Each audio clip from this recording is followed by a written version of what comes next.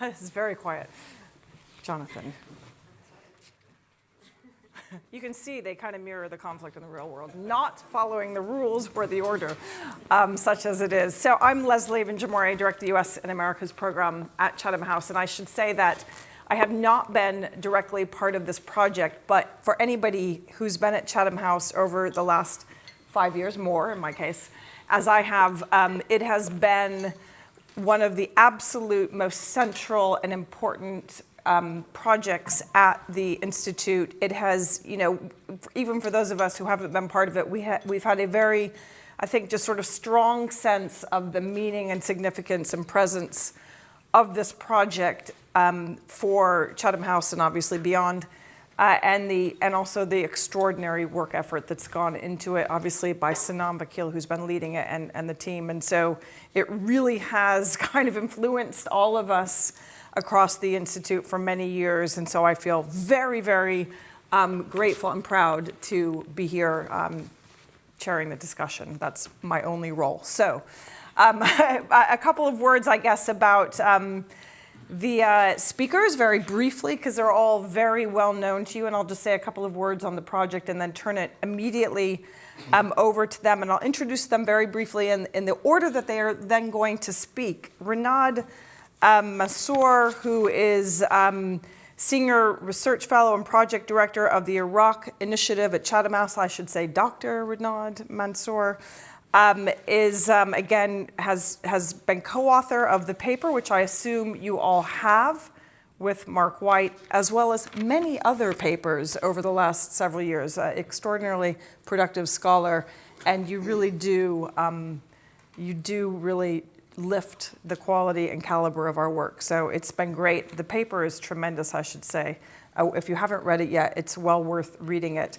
You've written together with Mark White, who brings well over 20 years of experience working on questions of conflict and governance and security that are absolutely central to this project.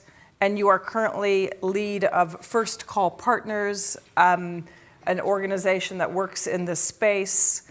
And Mark, it's the first time I've met you, so it's great to meet you on this platform and to have read your tremendous work with Renaud. My friend and colleague, Sanam Vakil, director of our Middle East and North Africa program, also, she never mentions it, but also a professor at SAIS Europe, which is an extraordinary contribution to the learnings of a much wider intellectual and student community at the highest levels. And again, Dr. Sanam Vakil, I should say, is an expert on Iran, as she frequently says, on both sides of the Gulf, and has really steered what is a tremendously complex project over many years in her role as director. So thank you, Sanam, on behalf of all of us at Chatham House. And Jonathan Goodhand, professor at SOAS, where I'm also professor, a longtime colleague and friend on the SOAS side, professor of conflict and development studies. You also have a role at the Foreign Office, and is an expert who has written and published deeply on these issues over a very long time. So we have a fabulously well-known and deeply knowledgeable panel who has a lot of experience in many countries of relevance to this. I would just say a couple of quick things before I turn it over to Renaud. We spend a lot of time in the media, on this platform, across the world, talking about the United States and China, and sort of talking at the headline about geopolitical conflict and geopolitical rivalry. We spend quite a lot of time hypothesizing about the future of international order, and whether it's going to be China-led or spheres of influence. And this project is just so significantly important because it goes deep in the reality of what conflict actually looks like in three very important cases, and obviously beyond over the course of the 5 years, and gives us a very deep and granular sense of what it means to be multi-aligned. Sanam's been talking about this for a very long time, multi-alignment, and many of us think of it at a very sort of grand level, and really the case studies underscore the complexity of what it means to have a conflict in which many of the actors engaged in it, both state and non-state, have multiple alignments. And especially, and this is the beautiful part for Chatham House, that it goes that much further based on very rigorous empirical research to point out what many of us know, and by us I mean those of you who are working on these issues to try and resolve or solve or manage or transform them. We understand that we're not set up to do it very well, whether it's the UN or the multilaterals or our governments, but you go very far to help explain why it's so critical that our mechanisms and channels for building peace are reimagined in a very granular way. So it's incredibly important at the level of policy prescription, which is not always something that is done. Linking that empirical analysis and that policy prescription is not easy to do, and this does it masterfully, so thank you. Renaud, I'm going to turn it over to you with that said. Thank you, Leslie, and thank you everyone for coming. This paper, this report, tries to square two trajectories that we've seen globally in the last 10 years or so, but specifically in the two regions where we're focusing on the Middle East and Africa when it comes to conflict.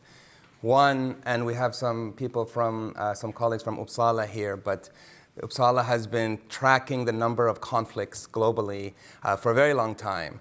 And actually yesterday they published the data for 2024, so last year, and it was 61 conflicts.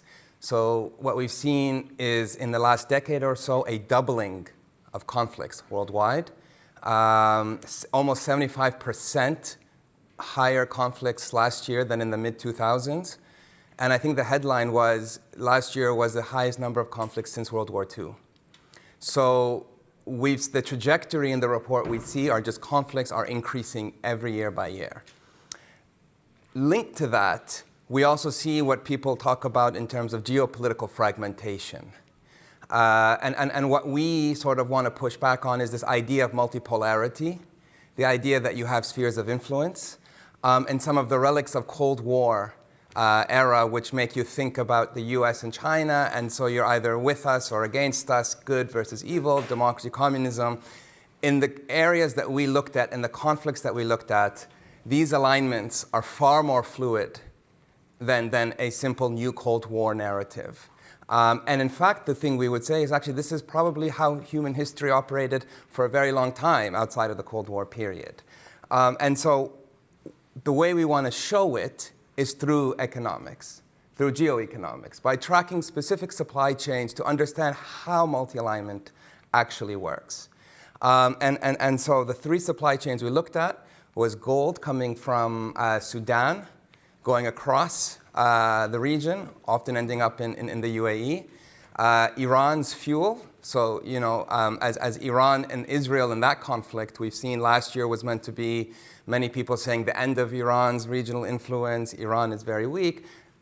It's the fuel supply chain that allowed us to see that Iran's adaptability and what that means vis-a-vis the Gulf, but also towards China as its market, and finally, human migrant smuggling from Africa through Libya towards Europe. Three conclusions on these assemblages. One, they're incredibly decentralized. There's not one country or one power that controls them. There are a multiplicity of profit-driven states, armed groups, business people, and else that are working together in this. So removing one node would not change this. Removing a regime would not change these ecosystems. Two, and this is a lot of Jonathan's recent work, which I really recommend, a lot of the sort of what's going on happens at ports or at borderlands, or in areas often considered peripheral, but are central to these. So the kind of state-based analysis, the Iraq team versus the Iran team, the Sudan team versus the Ethiopia team, that type of state-based response is inadequate for how transnational these are, but also how a lot of this is not happening in the capitals where representatives are, but in the so-called peripheries. And Jonathan, again, as I say, has a big project leading this. And finally, in many of these cases, state fragmentation creates or facilitates, and it's facilitated by multi-alignment. What I mean by that is many of the middle powers in the Middle East and Africa are able to work with different groups across, hedging bets, the sides in these conflicts. But also, armed actors in these regions are also multi-aligned. So this idea that they are proxies to this side, to Russia, or proxies to the US or to Iran, doesn't actually hold up when you look at the economic supply chains. In fact, several actors, whether it's Khalifa Haftar in Libya or Muqtada Sadr in Iraq, play different sides at different times based on their economic interests. So the conclusion we have to connect all of this is, as we see conflicts increasing, this is being felt by all of the regimes, all of the states, and all of the armed groups in the Middle East and Africa. And the response to this is one of survival, one of economic survival. So these ideas of ideological spheres of influence or some of these others, relics, as I say, from the Cold War era, are no longer driving the way they see the world. It's about survival, it's about economic pragmatism, and it's about getting on top of all of this. So from that, so that's the kind of gist of it. But we also came up with sort of, obviously this has policy implications, but we also have some recommendations to try and make sense of it, which Mark, I think, will talk about. Mark, thank you. It sounds like you've been tasked. I'm sorry I took your... No, it's no good. problem at all. Direction is good. I'm sorry. Exactly. There Don't you go. apologize. It's been a theme throughout the whole of the research, so this is good. No, I was thinking about this on the way here. What was more difficult, trying to sum up the sort of 5 years worth of research in 5 minutes, or whether to deal with transnational conflict issues in a multi-lined environment? I think probably the latter still just about shades it, but some of these will be slightly general just by virtue of the fact we're trying to pull together so many different case studies from so many different parts of the world. So I'm just going to make 5 points today, I think, in that spirit of 5 being the magic number, it would seem.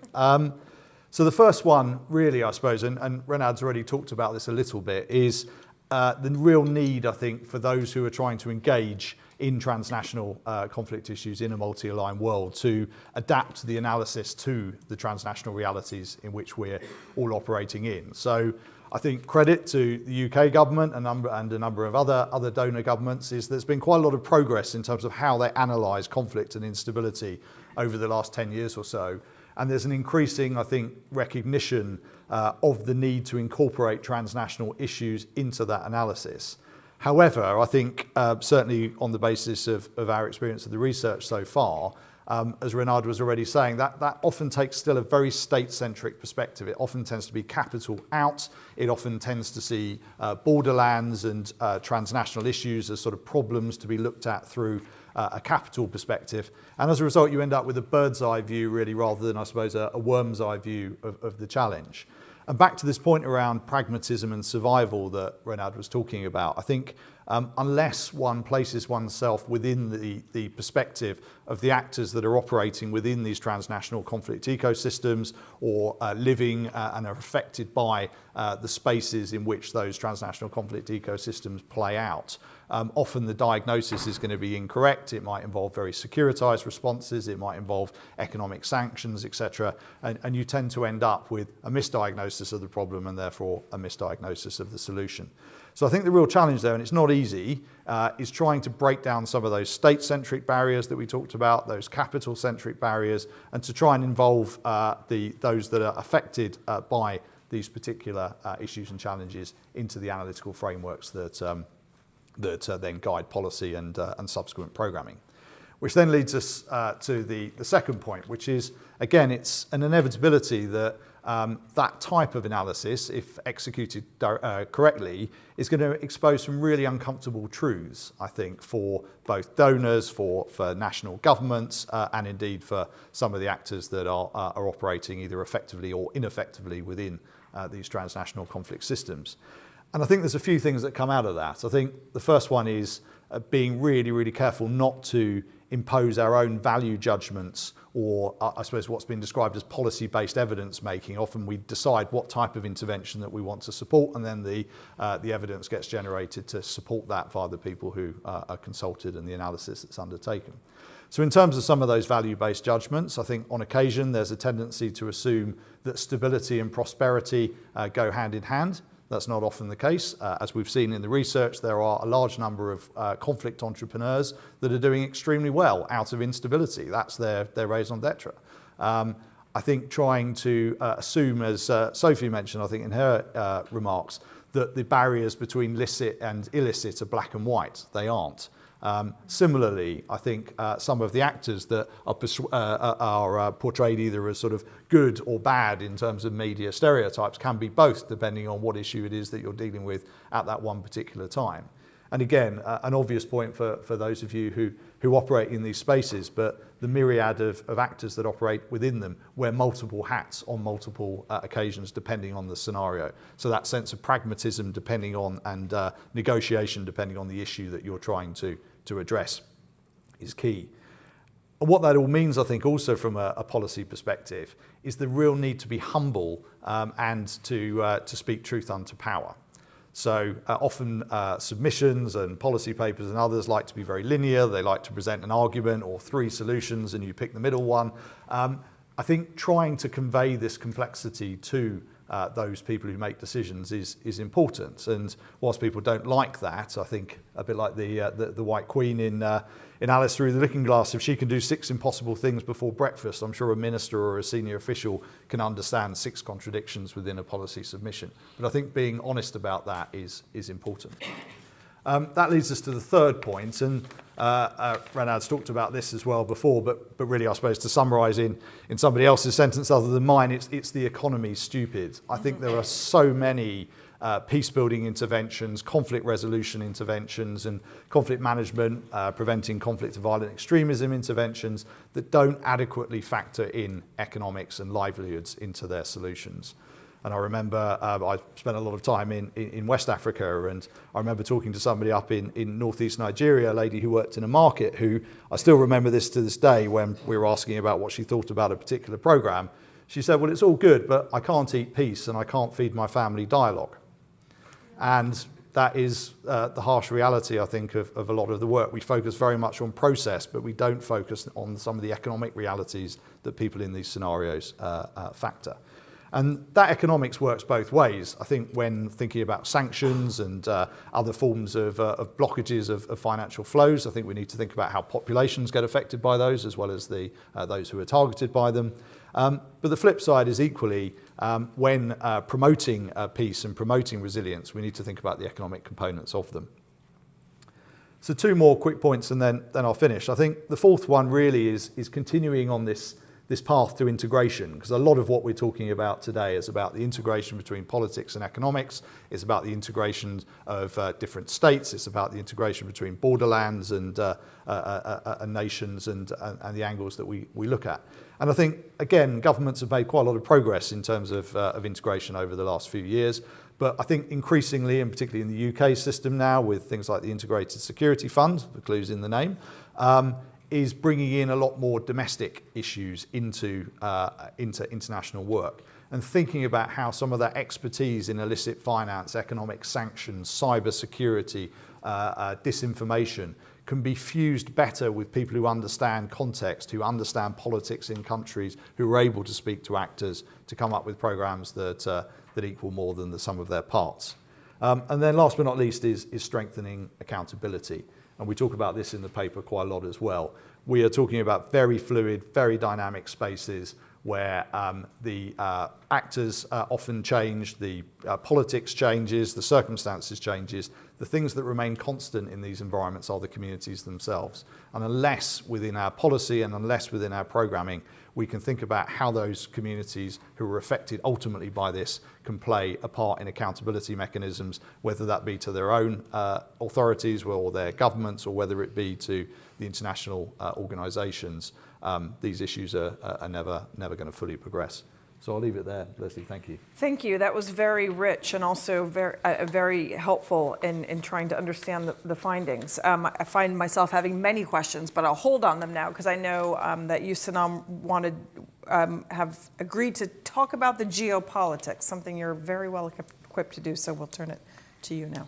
Great. Thank you, Leslie. And I think this is a very timely moment to be looking at the geopolitical dynamics of multi-alignment. not just because we have a pragmatic and transactional president in Washington, but states globally are struggling and scrambling to manage what has become a transactional, pragmatic, multi-aligned world. And I don't want to take credit for this terminology of multi-alignment. We have to give credit to where it's due. An Indian diplomat by the name of Shashi Tharoor coined the term of multi-alignment many years ago as a counterweight to non-alignment, reflective of India's efforts to manage competing, overlapping, but perhaps also distinct interests. And perhaps he was a little ahead of his time, but I think we can say that from our work over the past decade, particularly in the geographies that we are working on, multi-alignment is something that has been building and becoming very evident in the case studies that come out in this final paper, but in the distinct papers that were produced. And we're sort of doubling down on multi-alignment, not because this is the sort of final moment geopolitically, where I think are very much in a transition period as the order is very much shifting, and middle powers globally are trying to assert themselves and stake their interests and be more ahead of the game in managing geopolitical competition, particularly in the Middle East and North Africa. You see middle powers particularly trying to take advantage of their growing assets and interests and perhaps facilitate a transition to multipolarity. Because for them in particular, be it Egypt or Saudi Arabia, Iran, Turkey, India, returning to a unipolar moment or a bipolar system like in the Cold War, it wouldn't protect or advance interests. And in fact, states today would like to find mechanisms and are finding mechanisms to manage competing and overlapping and distinct interests. But I would like to, pick up on sort of Mark's 5 points and bring my own 5 points on multi-alignment to the discussion. I think, multi-alignment is the condition that we're diagnosing, but it is indeed very destabilizing. States and non-state actors are engaging in efforts to manage or hedge and play rivalries against each other, assert their geoeconomic and regional interests. And the impact, of course, is making conflicts harder to resolve and entrenching economic interests simultaneously. So I think the 5 points, let me just double down on what I'm sort of seeing as I reflect on multi-alignment is that, of course, it's harder to manage, contain, or resolve conflicts. It's impossible to impose collective pressure on conflict actors in the way that maybe we once thought that we could. Rivals and non-state actors are hedging, and in all of the conflicts that we write about and observe and that we're witnessing play out, be it in Sudan or Israel and Palestine, just to name a few, drawing down and ending the military dynamics and getting to the peaceful peace building and mediation part, are almost impossible to get to. So that is, I think, a negative outcome. Obviously, conflicts are also seemingly endless. They're dragging on decade-long conflicts we've been witnessing, be it in Libya or Yemen, and that, of course, is deleterious and draining, and it has humanitarian consequences that we have to consider. And in reaction to that, my third point is that actors tend to move away from the de-escalation aspect and instead start investing in or finding economic workarounds, and that perhaps creates that feedback loop that maybe entrenches conflicts. But you see efforts at trying to move beyond the conflicts and find pragmatic economic solutions, which perhaps we saw with efforts through the Abraham Accords or the I2U2. ambition at bringing India, the United States, the UAE, and Israel together, and IMEC, the India Middle East corridor, is another effort to try to build on that regional integration and move beyond really addressing the conflict dynamics. Obviously, fourthly, we are seeing new actors emerge to be mediators, to try and step up or step in absence of the traditional multilateral institutions that are unable to really have impact in this current climate. We have seen in the Middle East in particular and North Africa the emergence of security, economic, and conflict minilateral groupings that are really interesting and unique. Just to name a few, obviously we have the GCC, the Arab League, the Organization of Islamic Countries. From an economic perspective, we saw in addition to I2U2, the Eastern Mediterranean Gas Forum emerge. In the Red Sea, there's been the Red Sea Council. We've seen efforts at emerging blocs also come to fruition with the Astana process, the BRICS, the Shanghai Cooperation Organization. So these are all reflective of multi-alignment, and of course, none of these entities are successful on their own in managing or bridging or resolving conflicts, but you can see this new minilateral activism, which is certainly interesting.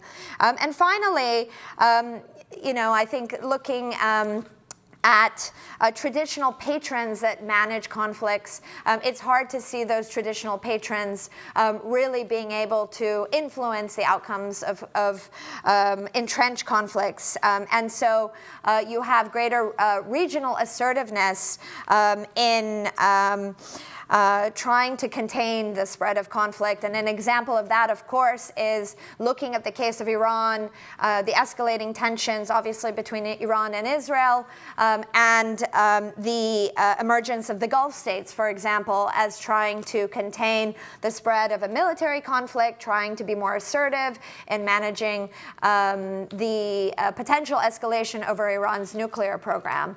So I think these are, my 5 points that reflect how multilateralism might be playing out.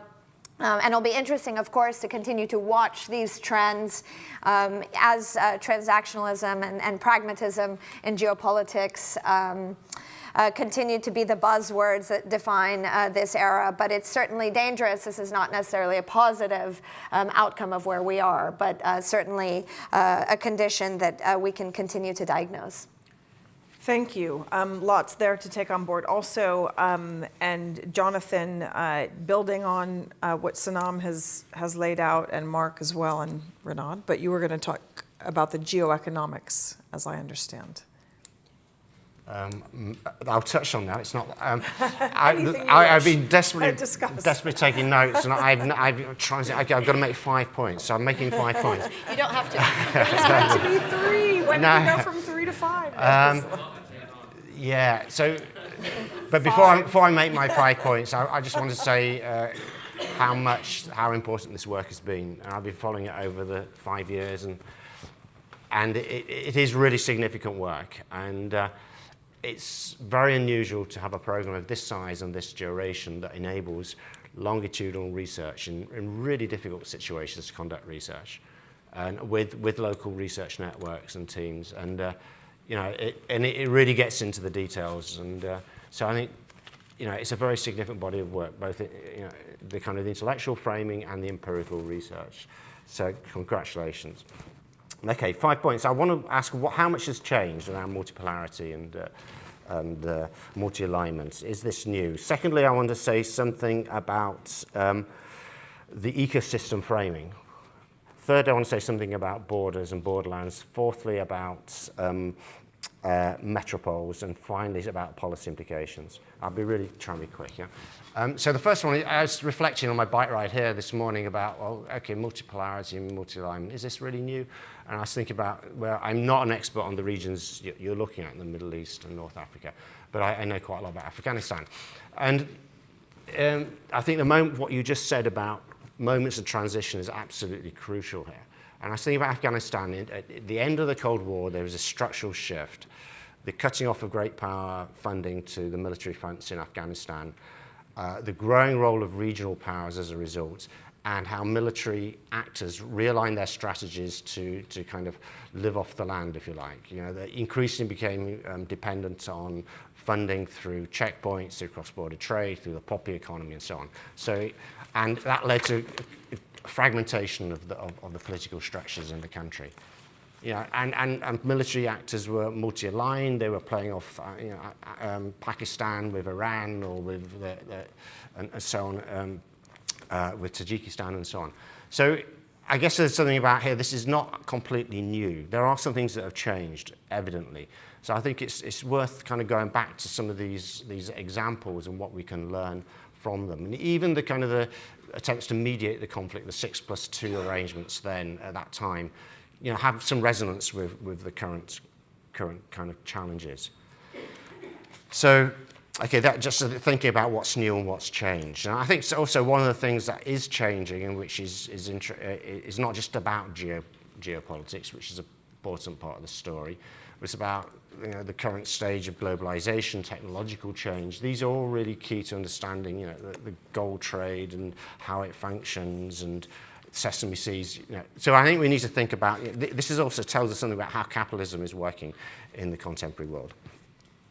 So the ecosystem framework, I find it really useful, and at the same time, it's what do you do with it? I guess that's the kind of thing. Where are the boundaries around this ecosystem? Because in the discussion this morning around Sudan, you know, it's global. You know, it's not. It goes to Dubai, but it goes to London. And so there are no clear boundaries around it. It's constantly changing. It's constantly in process of flux.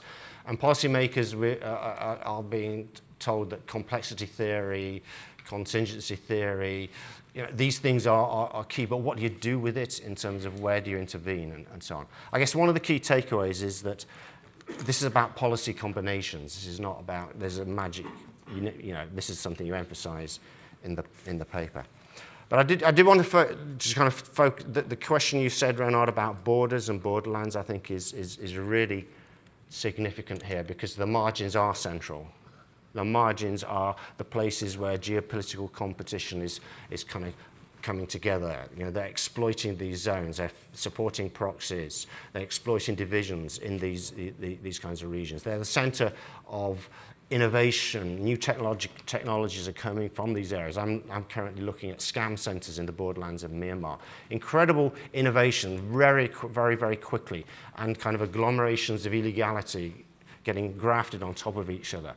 So I think looking at these kind of key kind of choke points, enclaves, is key to understanding what's going on in these kinds of regional conflict systems. But it's also linked to what's happening in the hubs, and Dubai came up a lot in the session that I was in today. And those, from the perspective of those hubs, these kinds of regional conflict systems are often less problems to be addressed than opportunities to be exploited. You know, investment of flows of capital, of commodities going into these hubs are leading to processes of actual existing developments in these places. So we need to look at these kinds of symbiotic processes that are feeding off each other to the detriment of the borderlands, of course. And I guess something about, you know, Mark saying about the economy stupid, I guess my response to that is yes, but.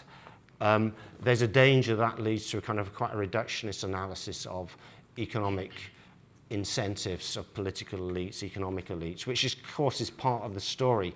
But also, these economies are a lifeline for people living in these areas. They're linked to political subjectivities and to moral economies.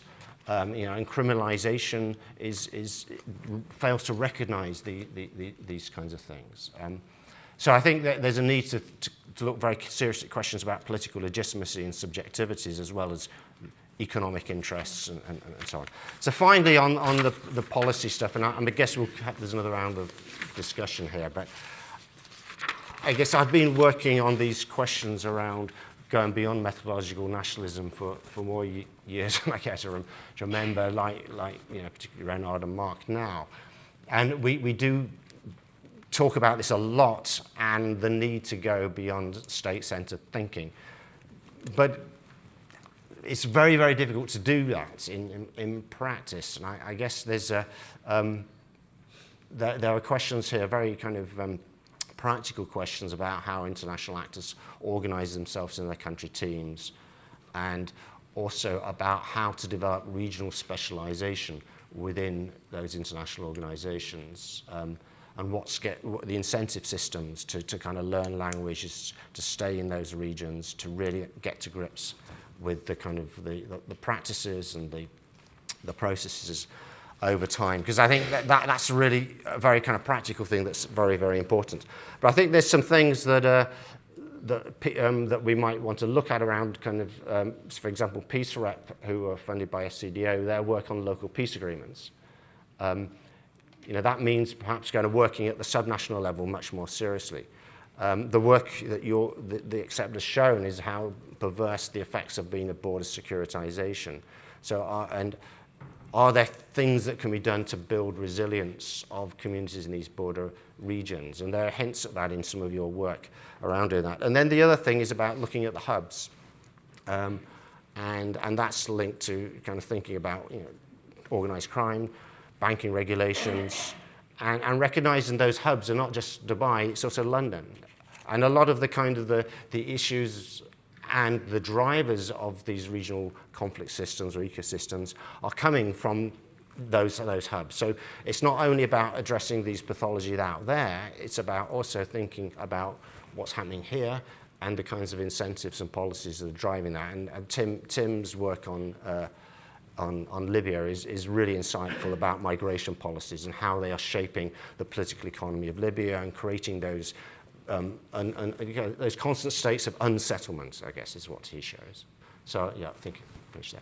Thank you. There's a huge amount on the table. There's also a lot of effort to try and, admirable and important and necessary effort, if you want to talk about policy, to try and draw kind of conclusions across a range of very complex and very diverse cases, which is admirable but hard. I guess I want to ask one question, and it does come off something Sanam said, but I think it's relevant for all of you. And I will open it up relatively quickly, but I guess it's, Sanam, you listed a number of initiatives that are associated with the rise of emerging powers, and are aimed either directly or indirectly at building links, at transforming relationships, at sometimes directly resolving conflicts. And the question I guess I have for the entire panel is, these are empirically there. We observe them. They're interesting. But do they amount to, what do they amount to? And maybe if people could kind of draw on a case, where is the sum, is it greater than the sum of the parts? Is the whole greater than the sum of the parts? Or is this just a lot of activity that's gotten stalled or that hasn't really moved the needle, or that, at the end of the day, do we actually need the two big powers to get on board to actually change things? Because we're not started by saying conflict's going up. I sat in on a briefing in Geneva yesterday night from somebody from the World Food Program who made the same point, and that it's, conflict, number one thing associated with people not having enough to eat, right? But yes, there's all this activity, and so what? And when you say, I think it was you who said it's the economy stupid, that is interesting. But what does that actually mean? Because what the old narrative, and we have Mary Kaldor, one of the greats on conflict, sitting here, who I know will come into the conversation.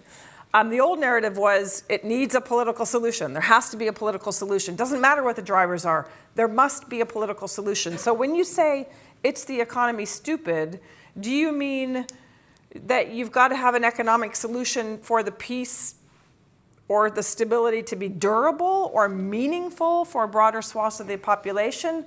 Or do you have a fundamentally different understanding of the sequencing of peace?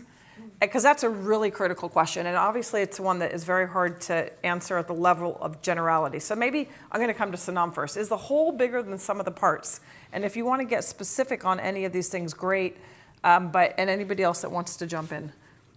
Sure. I mean, I think you're drilling down on the key point here. Where we are in seeing, these multiple mini-lateral initiatives and all of this flurry of activity, peace negotiation is a thing now pursued by a number of small states, for example, is an effort, but obviously not enough, because simultaneously to what we're seeing is the call from the United States. It's not a new call, it's not a Trump call. This has been a transition or a trajectory underway for over a decade, from my reading of it, that the United States is asking its partners and allies and adversaries even to do more, to share the burden. It won't carry the water in the way that it did in that unipolar moment. And I think these initiatives reflect those efforts, but at the same time, there is still an urgent sort of need for, let's say, in many of the cases in the Middle East, for Washington to wade in and be the guiding mediation force, or put the pressure on the relevant parties. And I think two obvious examples are on the issue of Israel-Palestine or the issue of Iran, where there have been a multiplicity of actors and players, from the E3 to the Gulf states, on the Iran file, for example, that have been trying to manage or contain or prevent things from accelerating too much. But ultimately, it's Washington that has to wade in. And despite our pleas and calls, mine for many years, saying waiting for Washington isn't going to necessarily do it anymore, this is still where we are. So I think we're very much in transition. I think the big question is, when we think about the bigger multilateral institutions, they're just not, again, despite their big efforts, as effective. The main, multilateral players in the Middle East, for example, are the World Bank and IMF. There are certain UN envoys trying to kickstart processes, but there's so much complexity on the ground in bringing conflict actors together, states and non-states, for example, in Yemen. These are really hard processes to get going. So, my long and short answer is, I think we are again, in this transitory period where I do think everyone has to do more, but it requires, as the research shows, sitting down with your allies and adversaries. It requires bringing people to the table and moving away from the low-cost tools of sanctions as a band-aid to show your populations that you're doing something. And it requires a bit more innovation and understanding the transnational nature of conflict, and that unraveling conflict, again, is a longer-term collaborative effort rather than just short-term quick fixes. Renaud? Yeah, I mean, thank you, Sana. The way that I would answer this is actually looking at someone like U.S. President Trump, who has embraced multi-alignment. In fact, in the Gulf, when he was there, I think a few weeks ago, he said, "I've never believed in permanent enemies." So here you have a president who's actually taking his art of the deal, this kind of economic rationalism, and saying, "I want a Nobel Peace Prize." And I think what our research shows is that type of transactionalism is actually increasing conflicts and certainly not leading to sustainable peace building. So the art of the deal is not the sort of the Bible for getting a Nobel Peace Prize, I think, is the conclusion that we reached. And it's actually one of the reasons why we're seeing increased conflict. So, I think linked to this, and this is something we've discussed with the US, the UK, other policymakers, is a hierarchy of priorities. It's about growth right now, and in the context of the UK, it's about migration. Then conflict management, and some of the issues that we're discussing. So all of these suggest that the trajectory right now is that the number that Uppsala comes up with next year is likely to be higher than this year's number. That's really depressing. Sorry, I mean, Sorry. No, I mean, it's important. It's just, I mean, we're lucky. We're all very lucky to be here, but it is really grim reality. Thank God you're working on it. Mark, did you want to come in? Yeah, I mean, maybe just to take the economy question, I think probably in my keenness to stay true to the quote, I think some of the nuance was missed. But I think for me, basically, some of what we found within the research that was very clear is that political settlements that fail, and this is not new, but political settlements that fail to take into account both the economic realities and implications of those political settlements, and that fail to understand the coping mechanisms and resilient strategies of the communities most affected by them, are far less likely to endure than not. So I think Jonathan's right as well, in the sense that I think you, just as I was saying in terms of policy, you can't take these very black and white approaches. I think the economic elements of many of the transnational challenges that we faced are very nuanced. I think a lot of them are quite contextually specific.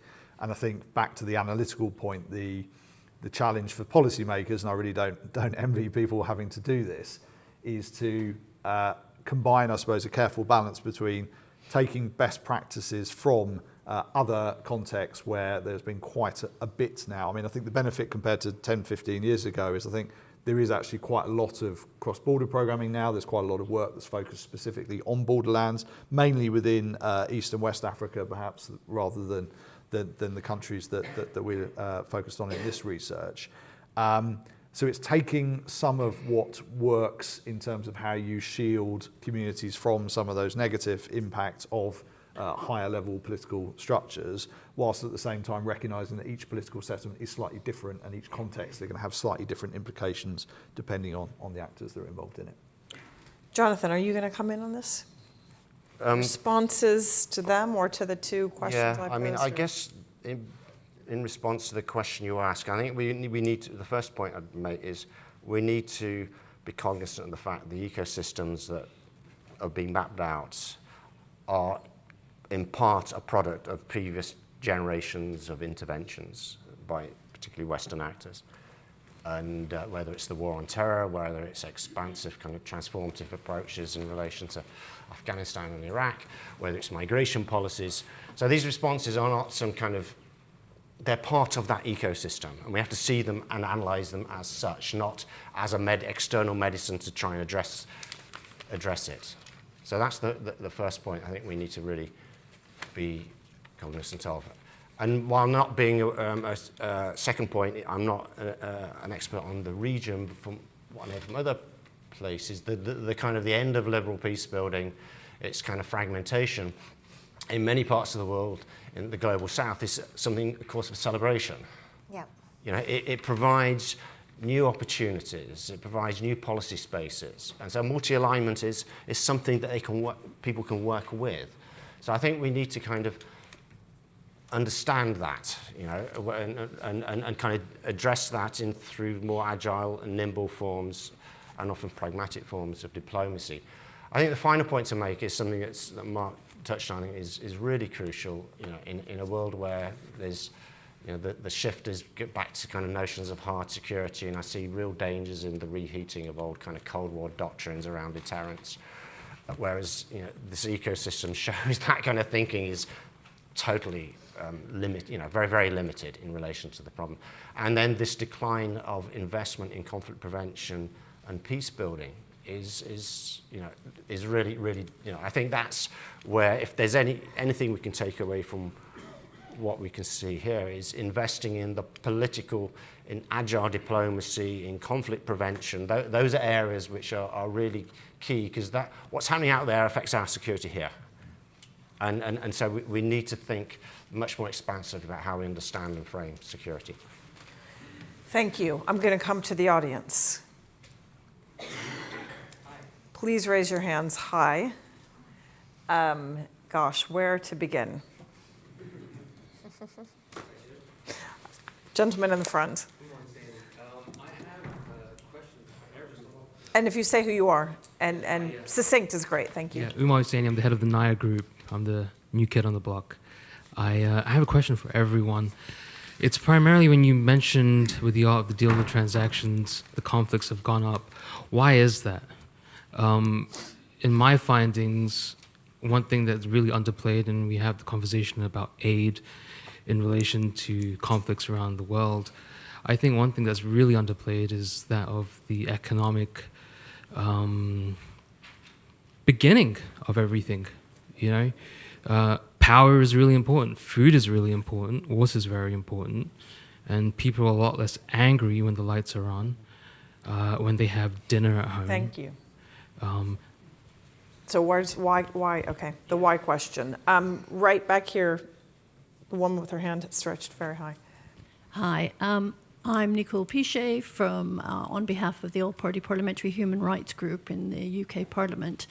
I'm wondering, there's been a lot of emphasis on the fact that actors are not necessarily good or bad. They're, both of those things. So what is the role in conflict resolution and making the agreements more sustainable? What is the role of values in international law? And is accountability an important element? So at the end of conflict, should you be looking at the atrocities that have happened and holding the different actors accountable? And does that feed into more sustainable peace? Great question, thank you. Right here at the very back, a very tall hand.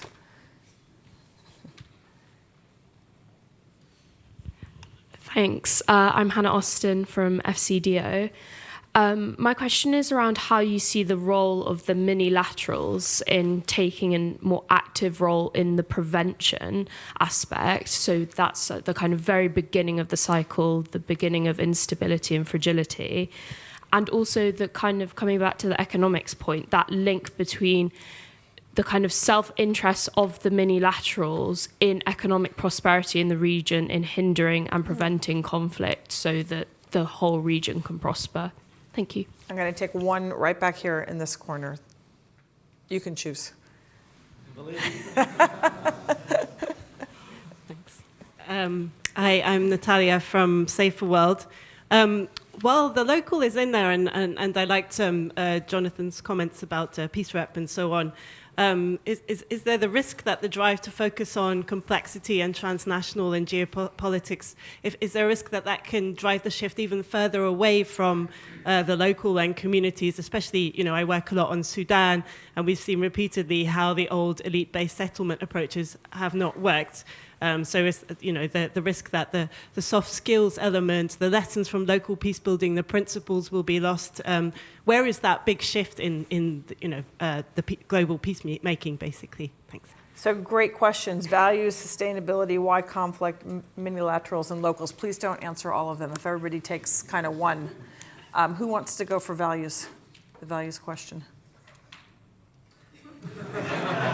Okay, you go. I mean, I think the word accountability became really important in this research, and this links to the local question as well. I mean, as part of XCEPT, as this project, we've done focus groups in many of these countries where we asked residents, population participants, a series of questions as they lived in these economies, as they lived in this sort of these conflicts.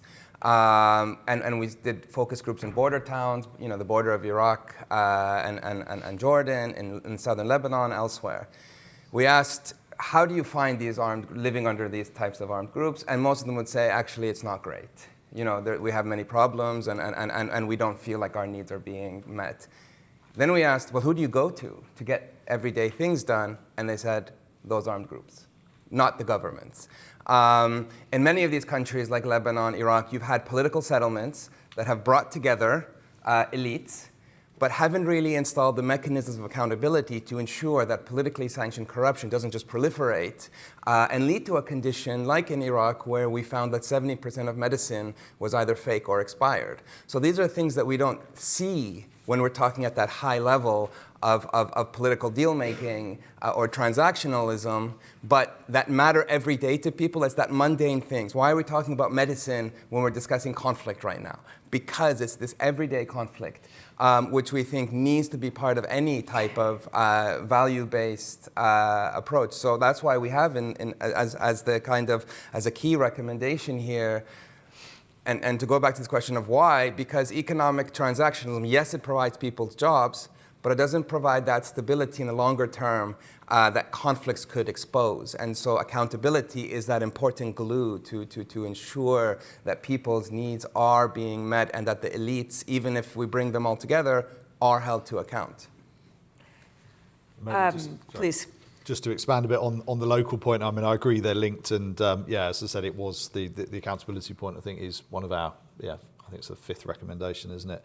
In terms of driving away from the local, I think what we're talking about, just to borrow Jonathan's phrase, is the policy combinations piece. So I think as we're talking about things being more integrated, whether that's integrated between domestic and international, or whether that's integrated between development and diplomacy, I think what we're talking about in terms of both policy and programming terms is ensuring that if you are working, whether it be in borderlands or whether you're working on transnational conflict issues, you combine a quite localized approach that understands the context, that understands the issues that people who are dealing with in that context are facing, and is prescribing and working with key actors in those environments in order to implement those solutions, but with a greater awareness of some of those broader transnational factors that are affecting those communities that the project or the program or the policy cannot itself control.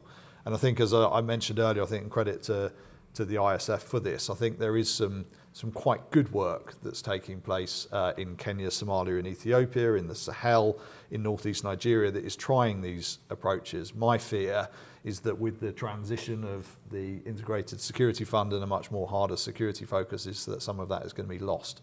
And if it does get lost, it's, as you were rightly implying in your question, it's got to go somewhere because it's really, really critical work. Sustainability, multilaterals. Okay. Whatever yes. you'd like to choose. I'll pick up on minilaterals, and I do want to say something about values. So on the minilaterals, I mean, of all the ones I've listed, obviously nobody is forward-leaning on prevention yet.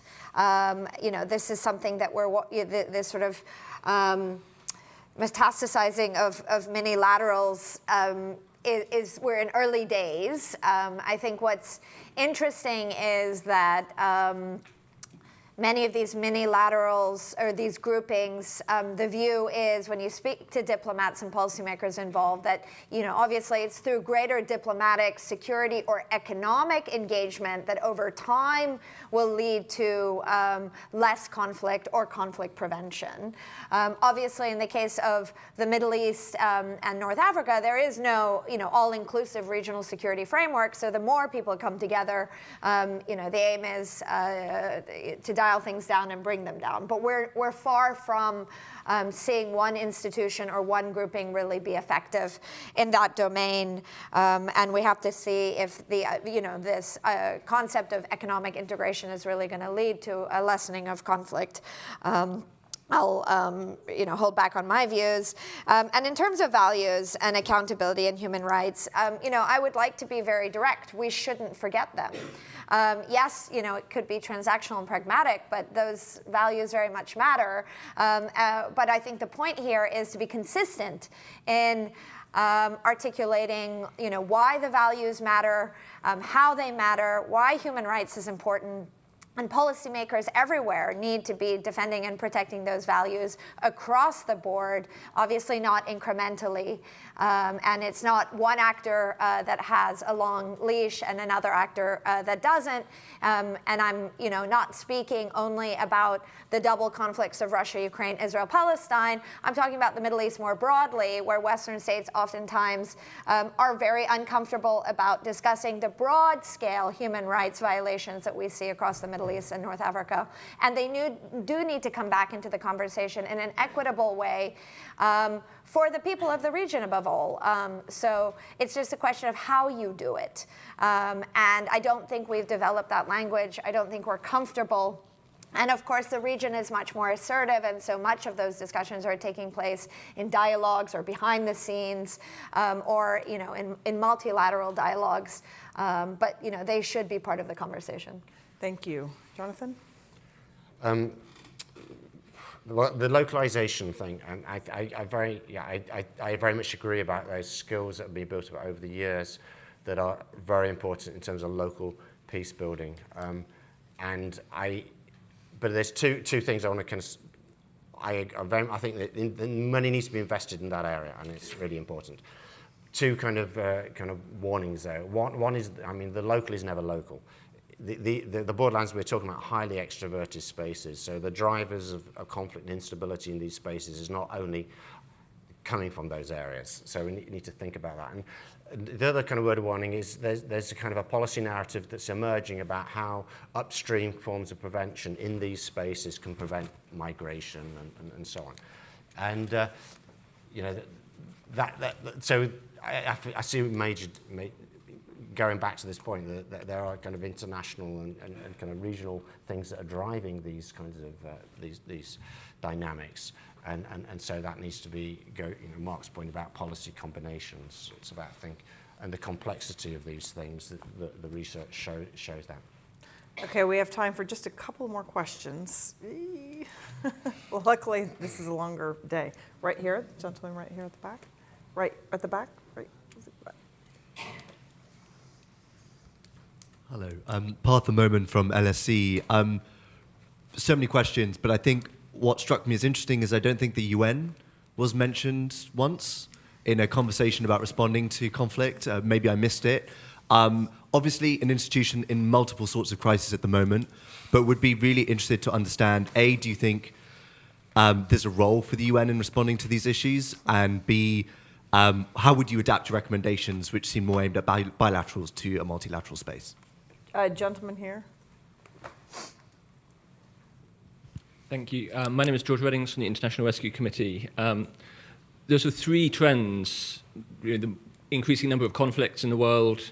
You talked about the need to invest in the solutions that will actually engage with the complexity, resolve the complexity. The other trend that's not mentioned so much here is aid budgets being cut. We had the budget update yesterday. We're already seeing this level of prioritization that means that crises in Myanmar, Haiti, Yemen, Democratic Republic of the Congo are not being discussed, not being addressed. So there is part of me that is deeply pessimistic and is concerned that your recommendations are excellent, but how realistic is it that in a time of reduced resources, are we actually going to invest in that complexity? Thank you. That's great. How can you I'm going to prove me stop wrong? there just because there's so many people. I'm going to take. I need one woman. Here we go. Right in the. Thank you. Hi, my name is Lucilla, and I'm a researcher in philosophy and international criminal law. I have two questions. The first one. One question. Sorry. Sorry, one. Okay. Then the most controversial one. We've been speaking a lot about accountability, but as has been brought up during the panel, we're dealing with actors that are simultaneously cooperating with the government, and we're also dealing with governments that are fragmented, and at the same time, it's structurally very complex to prosecute armed actors in the international fora. So my question is, how do you do accountability? Exactly. It's a really great question. Okay, so we only have a couple of minutes. So if you can just indicate where you're going to be at the end of the panel so they can continue to ask you more questions. But maybe we'll go in reverse order, Jonathan, and then everybody gets a last comment, basically. Yes, we didn't mention the UN. And we should have, we should have. I think, although I said that there's some people celebrate the end of the liberal peace, there are parts of the liberal peace that there's a big demand for in the global south as well as in parts of the north, and it links to this question also of accountability and rules and things. And I think particularly small powers have got an interest in these things. And so I guess the only point is, we shouldn't give up on the UN. I think it's absolutely crucial, and there's a big role to be played in kind of boosting that, and not because it's boosting the liberal peace. It's because there is a demand for these things, and we need to resuscitate them. Thank you. Sanam? Ditto on the UN. 100% shouldn't give up. Obviously, how you get to reform or greater inclusivity is an important part of that. On aid budgets, I think that's where I'll just make a comment. Obviously, you're right. It's bleak.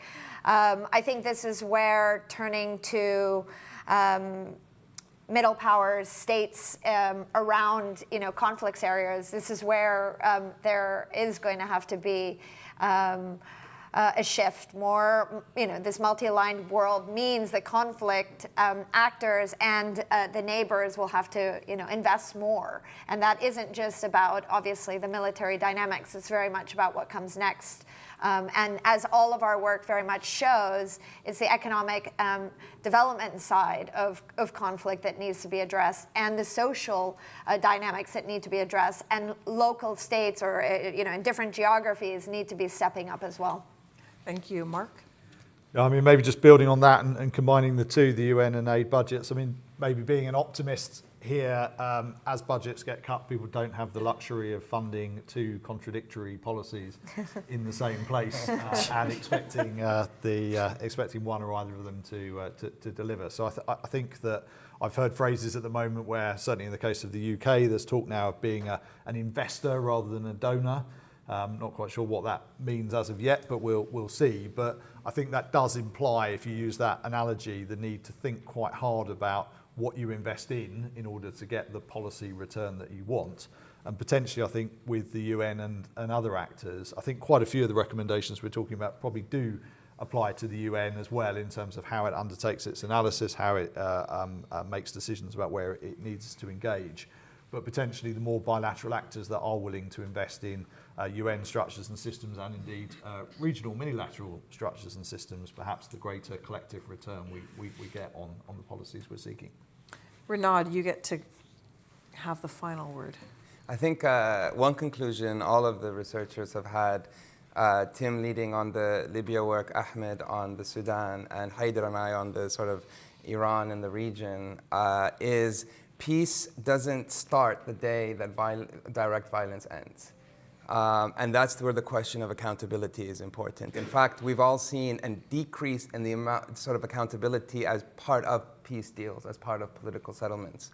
And the reality in all of these is we're looking at conflicts that are so protracted. So it's not just the number of conflicts have increased, but they're also longer than they used to be. Mm-hmm.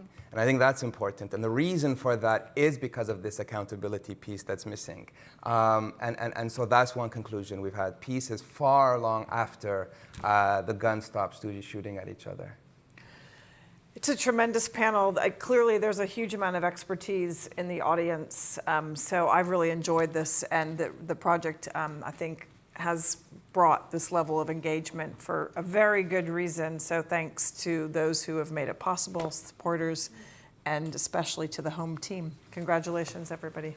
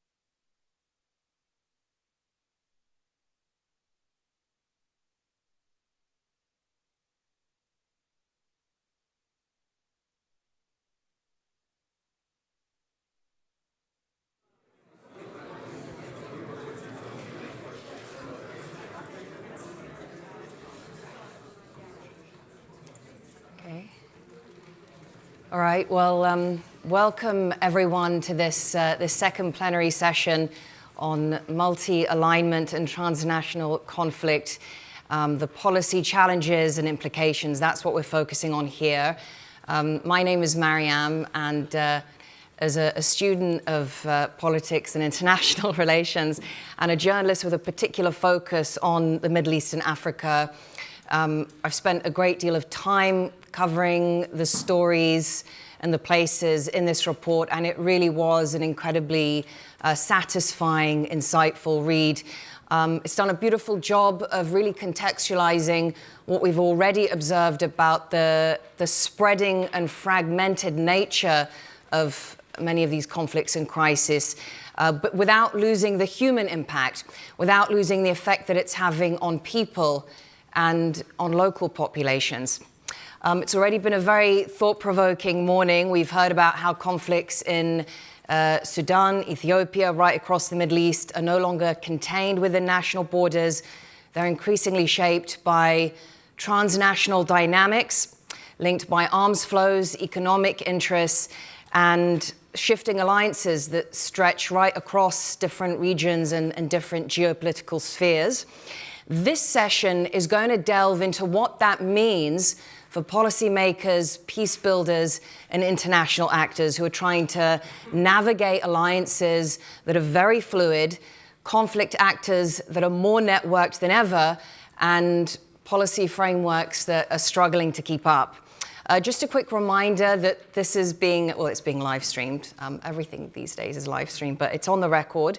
We'll open the floor to your questions in about 30 minutes' time, so please keep that in mind as you listen to our distinguished panel.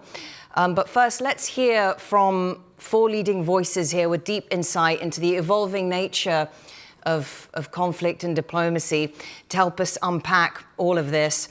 We want to look at how states should engage with partners who are simultaneously collaborators, competitors, and which tools of diplomacy and security cooperation are still effective, which need to be reconstructed and perhaps replaced entirely.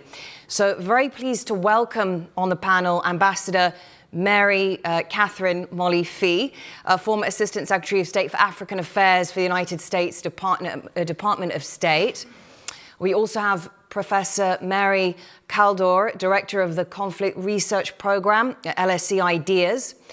Sheku Tejan Sise is Senior Political and Reporting Officer at the Conflict Management Directorate of Political Affairs, Peace and Security Department of the African Union Commission. And also very pleased to say that joining us online by remote is Dr. Badr Musa Al-Saif, who's Assistant Professor at Kuwait University. Kuwait is where he's based, but I think he joins us now from Geneva. So thank you very much for joining us. Ambassador Fee, I'll begin with you.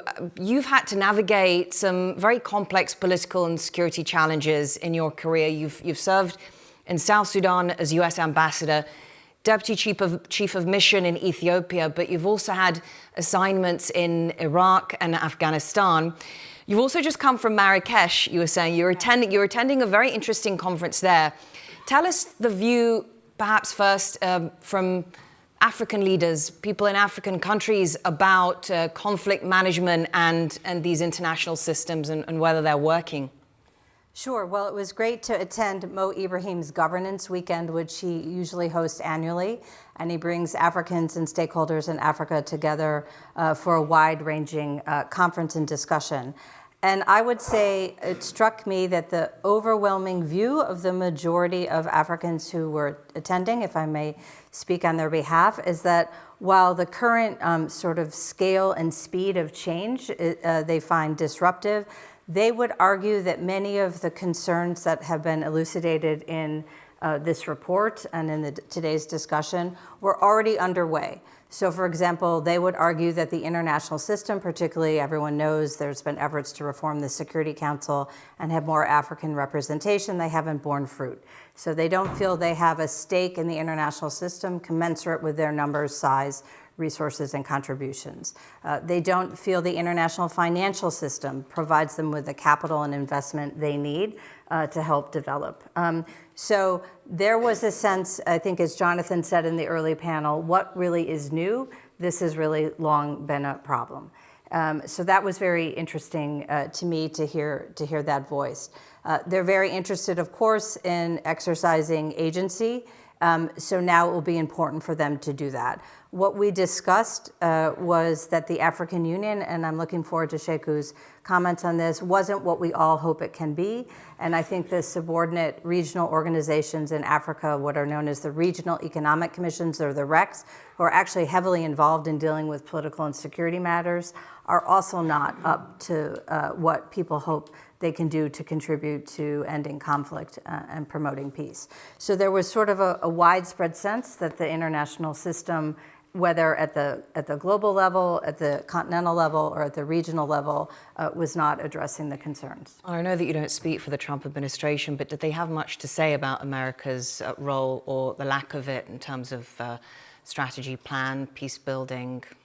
Again, I was really struck. They noted, I think, as I said, the speed and scale of change, but from their perspective, the system was already not working for them, and they were many were very excited at the prospect that they would not, from their perspective, be subject to as much external pressure, and that they would have more opportunity to exercise agency.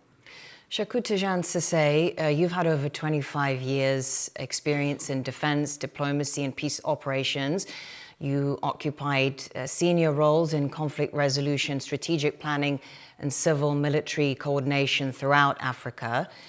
The AU increasingly faces these conflict theaters where host governments and armed groups cultivate simultaneous relationships with Western Gulf and regional powers, as Ambassador Molly was saying. That's something that we have observed now for a while. But can you shed light on how security partnerships adapt to this, if they're adapting when allies might be adversaries in parallel arenas of conflict? Thank you very much, and thank you for inviting the African Union to this very important discussion. And again, I'm also impressed over the fact that Ambassador Molly just mentioned the Mo Ibrahim meeting and the outcome of it. What is important is for us to recognize that the African Union itself was established to promote unity, cooperation, and strengthen the African voice at the international stage. And Africa, as we all know, is faced with multiple of conflict, whether from the Horn of Africa to the Sahel, to the Great Lakes, and then to Mozambique. And if it is not terrorism, it will be maybe violent extremism, or it will just be local conflict. And so there are a number of challenges that it faces. Again, there are established mechanisms. As you know, the African Union has a Peace and Security Council. Just in 2024, last year, the Peace and Security Council had up to 64 sittings. And in most of those sittings was just to discuss issues on peace and security. So it is challenge. It recognizes the fact that there are challenges, in terms of, dealing with conflict issues on the continent, but then at the same time, it also recognizes the importance of partnership, and strategic partnership is very important. But then in the middle of all of this, where you want to deal with a situation and then you have multiple partners dealing with all of the same issues with different initiatives becomes a challenge, and the PSC fully recognizes this challenge. But yet, in the case of Ethiopia, for example, there was a conflict in northern Ethiopia, the Tigray conflict, and in that conflict, it took Africa to lead the process, and then we were able to broker a peace agreement, which was the Pretoria Peace Agreement in November 2022. The last close to 3 years now, where are we in terms of, the situation. Of course, the guns have gone silent, but then, some of the causes are still there. We can't say there is full stability in the region, but yet the guns have remained silent, saving the lives of over 7 million people after the war has claimed over 500,000 of lives. And so, yes, there are challenges when it comes to dealing with the security initiatives, a number of security initiatives. In Sudan, the African Union, when the war broke out, close to 2 years now, you will realize that the African Union brought together a coordination mechanism. But that mechanism, again, along the way, disappeared because of multiple other initiatives competing to deal with the same situation. So that is the enormity of the challenge that we face from an African Union perspective. Thank you. And just maybe a follow-up then, you said your focus is very much on unity and partnership, but how did the changing nature of these conflicts challenge your peace mandates, especially in places like the Sahel and the Horn of Africa? Because as this report points out, and these conflict arenas, the places where these conflicts are playing out in terms of economic supply chains, ports, these transnational linkages, this is all the terrain of conflict now. So how challenging is that for the African Union? I think it's very challenging for the African Union, and especially for the Peace and Security Council, which deliberate on these issues on a day-to-day basis. First, we must recognize that the African member states of 55 countries, the Union as it is, have not relinquished their sovereign authority to the Union. Now, the Constitutive Act says that in situations of, in circumstances of grave circumstances like war crimes, crimes against humanity, the African Union has the right to intervene. But then the same Article 4J, this is Article 4H, the same Article 4J at the same time says the African Union member state has the right to request to the African Union for it to intervene. So you see that whereas the Union has the right to move into a conflict theater and deal with this situation, also means that at the same time, unless the member state invites you, as it happened in Ethiopia. So from the Sahel, we see the trend of conflict continuing as if it's growing every day by the day. Then if you move from the Sahel, you come to the Horn of Africa, it's the same. It appears that we have not been able to, we discuss the conflict situations, we seek for partnerships to strengthen the organization to deal with this conflict. But then, the situation is not improving because, our member states still have the authority, they still have the sovereign right to see who comes in to help them to discuss or to deal with the situation. So you see that our initiatives in the Sahel, like the multinational joint task force that we support, which was an initiative of the Lake Chad Basin, the African Union is supporting it, it endorses it and supports it on the basis that, it can deal with the conflict in the Sahel, the Boko Haram terrorist group and other associates, in the Sahel. But we have not been able to deal with it because our member states in the Sahel have also had their own partnerships that they have engaged in. And so it becomes a very You're seeing more and more of that now as that is kind of replacing the intervention of organizations, institutions like the AU, that there are more bilateral partnerships and security partnerships playing out. Yes, and the challenge there is not just for the AU, even for the regional economic communities like ECOWAS, with the 3 Sahelian countries now that have formed, moved out of ECOWAS, and now they have formed their own alliance. And so we see that, what control does the AU have over that? Because the AU expects ECOWAS as a strong bloc to deal with the situation.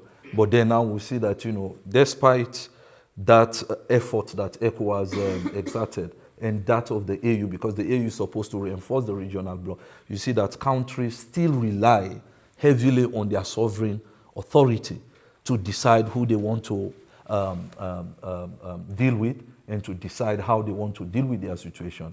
And so because the AU has to still continue to rely on consensus support from its member state to be able to deal with the situation. So it's only as effective as the kind of sum of its parts. So I tell you what, let's come to Professor Kaldor. Professor, you have written extensively on new wars and these sort of blurred boundaries that we've been hearing about today between war, crime, and politics. This Chatham House report analyzes the role of transnational economic flows, as we were hearing earlier, like gold in Sudan and oil sanctions on Iran, in sustaining the violence. How can states and international bodies overcome this sort of bureaucratic fragmentation to address these complex networks that are sustaining and fueling the conflict that we see now in so many places? Well, first of all, I think it's quite important to say this isn't new. And I think what may be new is that we're recognizing the transnational and the economic and all these other factors. That may be what's new. And I think the problem in the past, as the previous speakers all said, was that conflicts were always put into a national box. And we were always told that conflicts were either interstate or intrastate. And actually, they were always global and local. And I think that led to the problem, which this report points to, that you get national level political settlements. And the great gold standard of peacebuilding is to reach a national level political settlement. But most of these political settlements kind of feed in the criminal extremist elements and actually fail to solve the conflict. And also they feed in the predatory nature of these elites, which is what the report points to. So there I really agree with everything in the report, and I think it's great that it's drawn attention to all these issues. But your question is what happens next? And, you know, in this morning and in the report, there's this talk of accountability. But I think it almost downplays what the alternative is. I use, in our program in PeaceRep, we use the term civicness, which is, in a sense, a kind of alternative logic. The logic that fuels these wars is a logic whereby, on the one hand, political extremism is exacerbated by violence. And so, you know, the more you have political extremism, the more you have violence, the more you have political extremism. And on the other hand, these illegitimate sources of economy, whether we're talking about gold, migration, and all of these things, similarly have this self-reproducing logic. So civicness is, in a way, an alternative logic where political authority really works for the benefit of citizens, and where citizens, and when you talk to ordinary people in ordinary communities, they take it for granted that that's what the job of governments are. But actually, or local authorities or governments, but it's actually not the case. So I think the key to starting to think about the alternatives is actually thinking about this alternative logic. And what you find in all war zones is not just civil society groups. I'm thinking of something more than civil society groups. You find doctors who treat anybody. You find teachers who really want to give their pupils a sense of citizenship. You find neighbours who help each other. And all those. And actually, if you didn't find that, those societies wouldn't survive at all. there would be. So that actually is a sort of interest that has to be promoted. And I know you're nodding and I should come to an end. So No, that's not what I was just honest.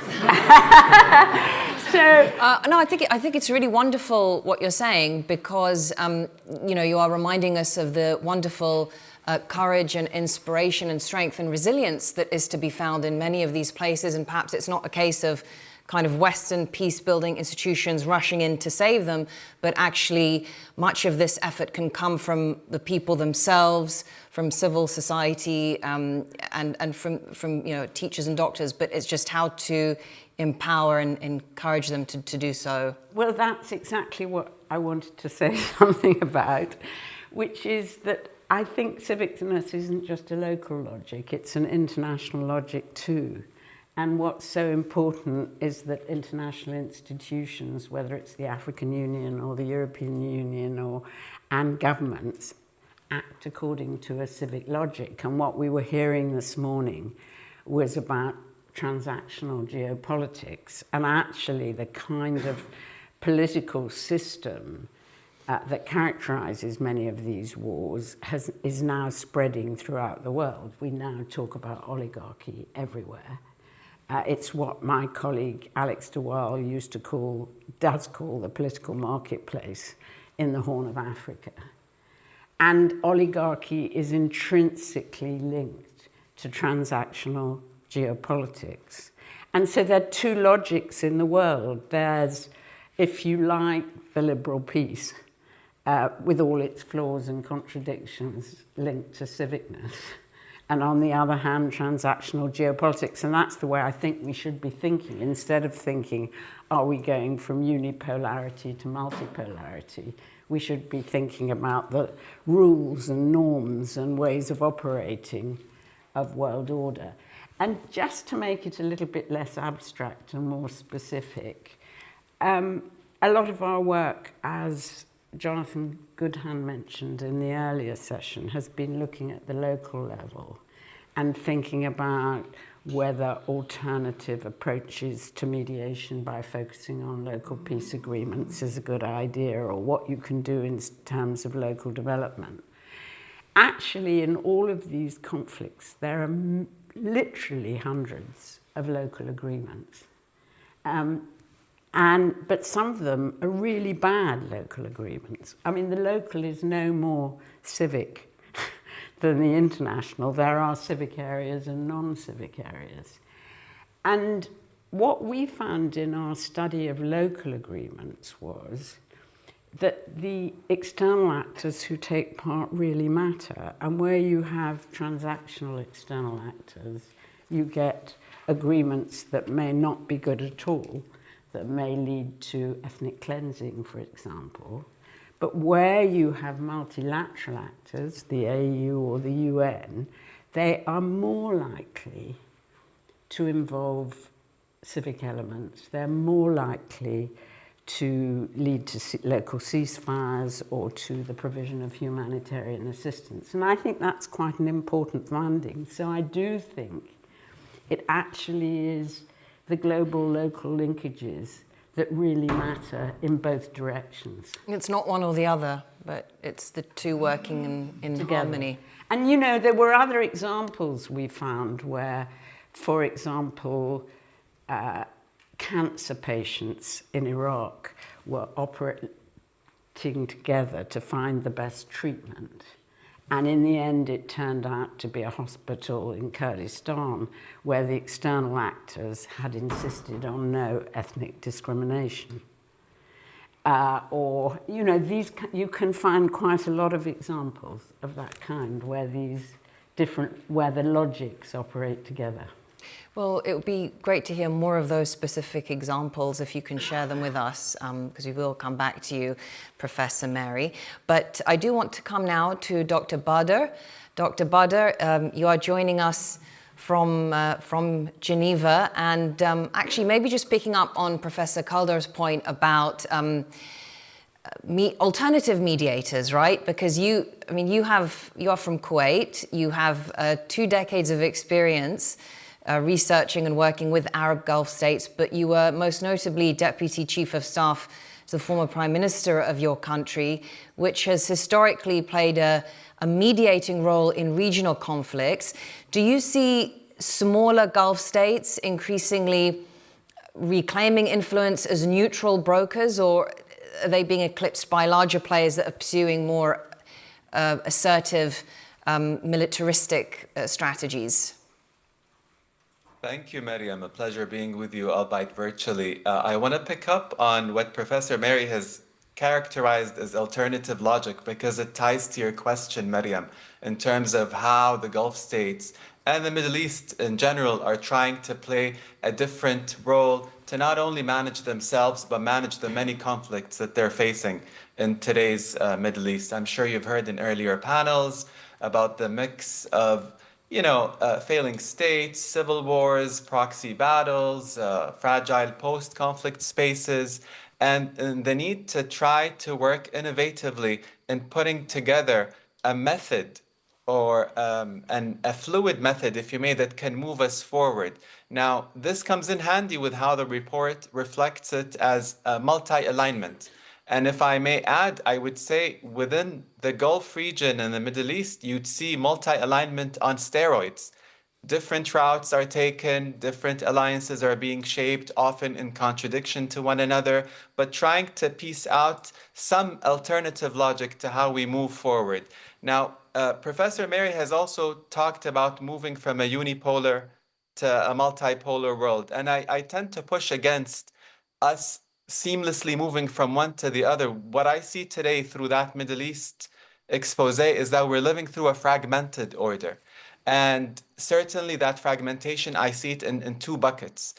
First, there are many shifts underway in the international system, in global norms, in regional attitudes, and even in domestic events within the different spaces that we're looking into in the region, in the Middle East. A second element of this fragmentation is really the unsettled character of our world today. What are we? I mean, there is no set upon world order. And in a way, is a world order the one that we're looking for? Or is it a deals-based order as opposed to a global type of setting that we're putting forward on? What I'd like to argue is that there are different world orders that are trying to compete with one another. And where the Middle East and the Gulf states in particular come in handy is that they're presenting a vision of the world and the way of them managing themselves in their conflicts that steer away from poles altogether. So they recognize that there is a unipolar world. The Americans are very present in the Middle East. They haven't gone anywhere.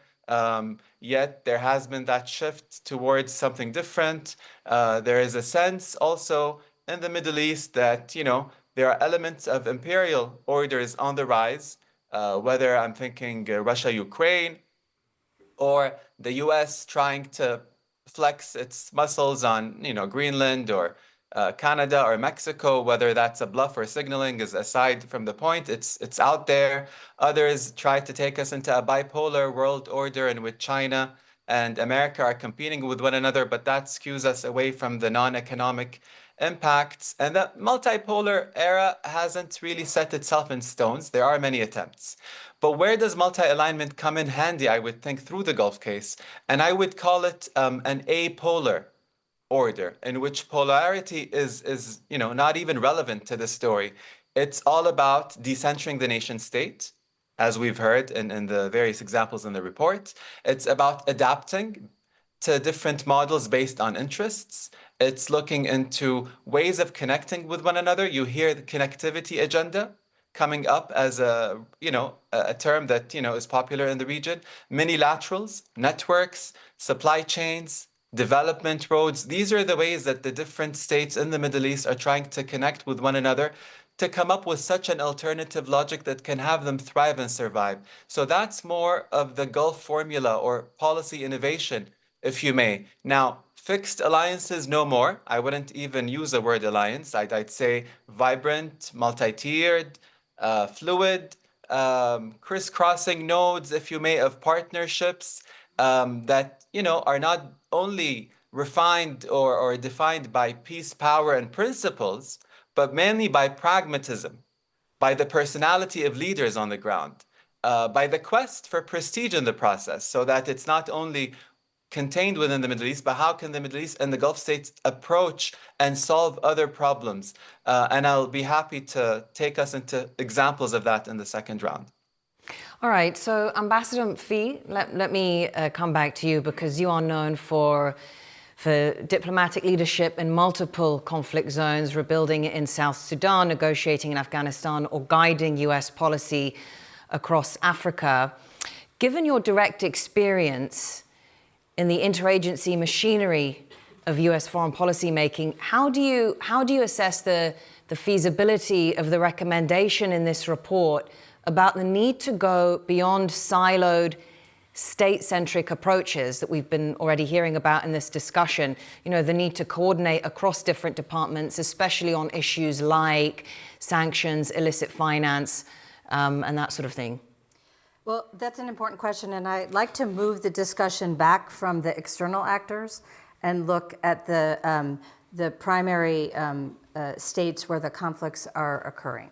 And it seems to me that that's being a little bit lost in this discussion. So one of the things the report does so extremely well is this very rigorous analysis, which lays out all the different conflict actors and all the different stakeholders.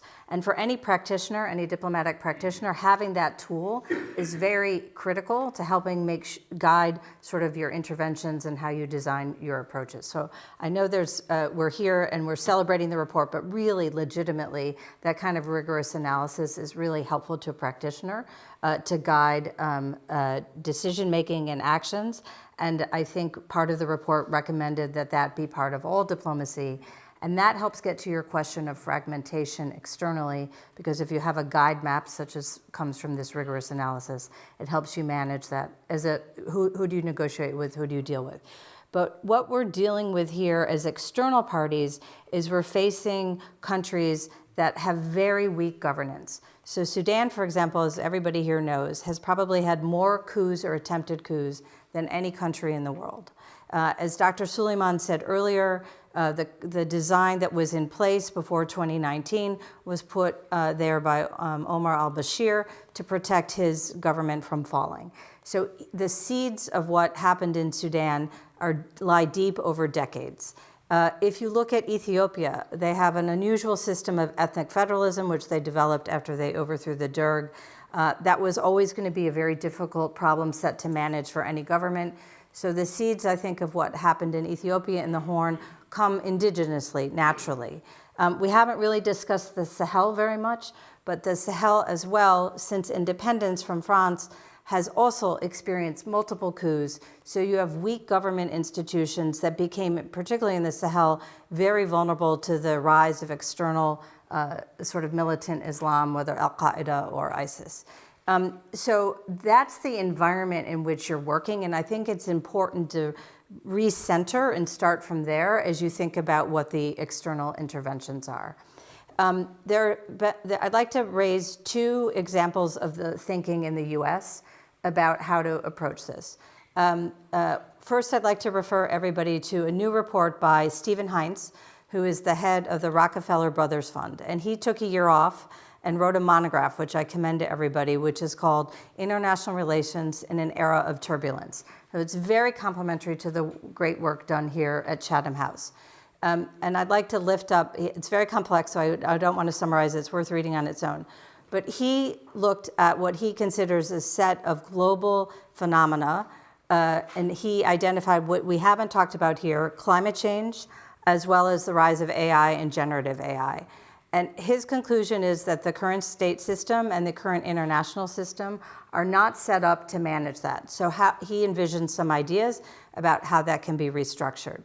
Another effort to sort of look at how to manage these problems was developed primarily by the US Congress and some think tanks. After about 20 years since 9/11, there was a look at what the United States had done abroad, particularly in dealing with the fight against terrorism.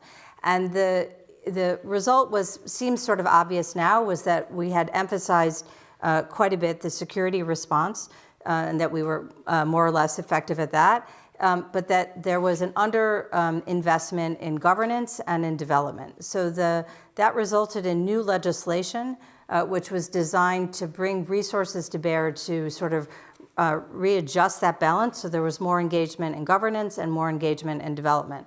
It was never fully resourced, so we don't really know the outcome yet, and a lot of these things take time. But that's the sort of theory of the case, which I think is really relevant for the discussion that we're having here, and so I wanted to bring those ideas in because I think they're really complementary about how you tackle some of these problems. And that's very important. Can I ask then, because this was touched on in the earlier plenary session about the need to invest in certain tools and resources to be able to deal with the external environment. And one of the reasons reports like this are so significant is because it lays out everything in terms of who you are dealing with, who the stakeholders are, et cetera.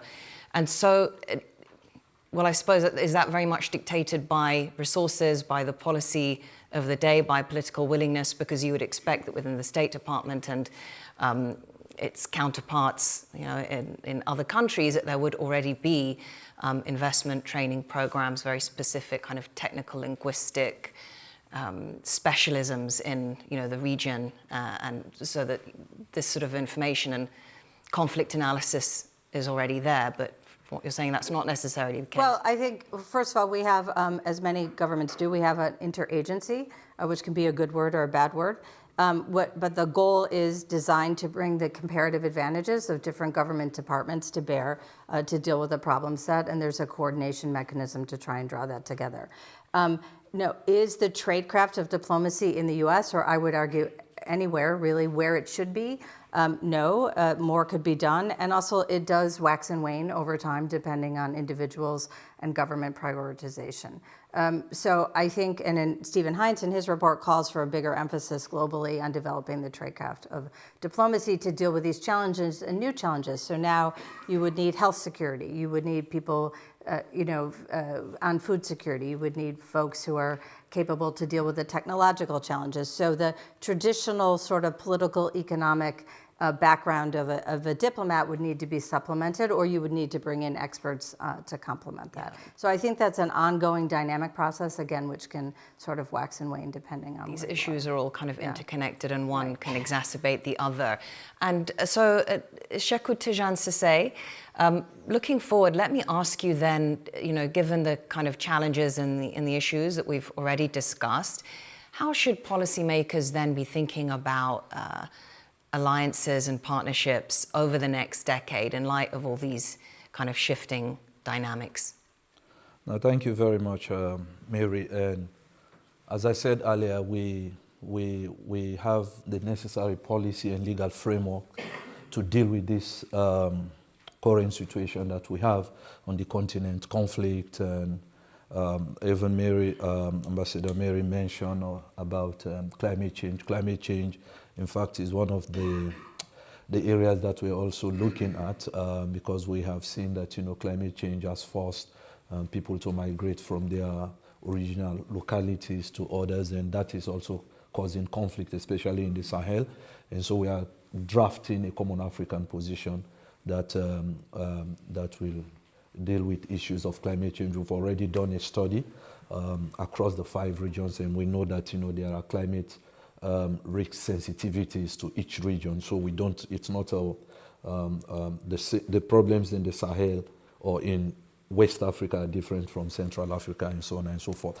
But then this is how I think the African Union has been thinking through in dealing with these challenges. First, we continue to look at partnership, strategic partnership. That is one. That is it the best way that we are kind of partnering with those strategic or traditional partners. Traditional partners have always been the US, the UK, the West. But then now we see that the middle powers or the Gulf states are also coming in and taking control and having established good relationships with most of our countries on the continent. So perhaps we need to revisit strategic partnership with the current realities on the ground. Another way of addressing this would be perhaps also looking at strengthening institutional capacities. The African Union is there. You have our regional economic communities across the 5 regions. How do we strengthen those institutions, the AU, the REX, ECOWAS, SADC, ECAs for Central Africa, the NAC North Africa, and East Africa, IGAD, with multiple layers. So how do we actually continue to have those frameworks that will speak to each other? Because already the African Union has an architecture they call the African Peace and Security Architecture, wherein you have the Peace and Security Council as one of it, but then the other pillars are the Panel of the Wise, who are also there to undertake missions for preventive diplomacy. Whether they have been getting it right, perhaps, is another question that we'll have to reflect on, because for me, I think it has to do with the personalities. It depends on the personalities that are involved. In the case of Ethiopia, you saw that because we had former President Olusegun Obasanjo of Nigeria, we had Uhuru Kenyatta and Madam Pumzile, 3 former presidents were on that panel. Is it the panel approach an effective one? So again, we want to recalibrate and look at that again and see how effective that would be. In the case of Sudan, the high-level panel is led by Mohammed Ibn Chambers, but then we have not been able to see a breakthrough in dealing with the situation in Sudan. So that is one thing that we need to look at when it comes to institutional capacity. And again, perhaps, I would say, and this is an opinion that at the technical level we hold, that African member states will have to take ownership and leadership by actually allocating resources, and committing resources to their initiatives. Over 90% of the peace initiatives of the African Union those resources are coming from external partners and strategic partners, and so it is important that we reflect on this. And if you want to lead and own your own processes, you want to allocate reasonable amount of resources, especially financial resources, and that takes me to the framework for supporting African-led peace support operations. The UN Resolution 2719, which talks about the UN providing 75% in Africa, providing 25%. We've not been able to implement that decision in the case of Somalia. Just in the new mission we have now, the African Union Stabilization and Support Mission in Somalia, we can't. Why? Because we don't just have the financial capacity to undertake that mission, and the mission starts, as I speak to you, in a few weeks from now. And so simply because that resolution cannot be implemented in the case of Somalia, which takes a lot of resources. So for me, I think these are the ways that from an initial thought that we could address some of these challenges as policymakers. Thank you. Yeah, Professor Mary, I was going to come to you, but maybe I'll nip to Badr, because I don't want to risk losing the connection just before we come to Q&A from the audience. And Badr, this report highlights how Gulf states, including your country's neighbors, Kuwait's neighbors, have become our key players in transnational conflict economies. And this is all often overlapping and contradictory. As we've heard in the panel, it's something we've seen for a long time in Sudan, Libya, the Levant. Does it risk perpetuating? I mean, are we just going to see a continuation of the sort of decentralized, fragmented nature of these conflict ecosystems described in the report, despite the kind of various diplomatic tools and sort of the ideology that you were describing in your first response to us? Well, I think, we have to go decentralize. We have to decentralize our thinking and our ways of operation to come up with results. And sometimes that needs to take us into account by, dealing with unexpected partners or parties to the different conflicts. And I think that's where the Gulf states have been more nimble in terms of their ability to deal with these such actors where perhaps in the West there is a bit of tension when it comes to them. But before I give you an example on this, in terms of mediation, I wanted to comment on two things that I heard so far. And I appreciate the ambassador's mention of technology and climate. I wanted to add the third mega trend that I think we need to keep an eye on, which is demographics. We were 5 billion in 1990. We're 8 billion in 2023. We're about to become 11 billion later in the century. And there is a mismatch in the birth rates and where they are. So the migration will continue. And I think that speaks to how we need to factor in migration patterns as well into our toolkit in a way that I think was addressed in one of the case studies as well. Mediation has become a tool that has been innovated upon when it came to the Gulf states. Now, the three biggest current mediation cases are happening in the Gulf. You have US and Russia starting their discussions in Riyadh. You have Gaza and Israel being discussed in Qatar, Doha, and US-Iran being facilitated by Oman. And what you see there is that not only is it a top-down approach, but there is also the fusion of geopolitics with geotech and geoeconomics. You need to bring in all these different factors together to secure a more successful mediation. We've seen in the past, for example, Dubai Ports Authority come in as a viable player, say in the Ethiopia-Eritrea deal, where they can, come in a certain way. We've seen the use of tribal leaderships in the case of Yemen come in as well. So I think being that agile to different parties is important, and to think that there needs to be a grander bargain in the picture. To your question, Maryam, there is that risk of those conflicts not going away and morphing into something different. But I think the traditional toolkit has failed us, and there needs to be an attempt to try something different. And let me give you a second and final example. Look at the way that the Gulf states have been dealing with Israel, for example. There hasn't been, even though these 6 Gulf states are connected in one GCC, Gulf Cooperation Council, yet they have different approaches to Israel. There are those that are, staunch anti-normalizers.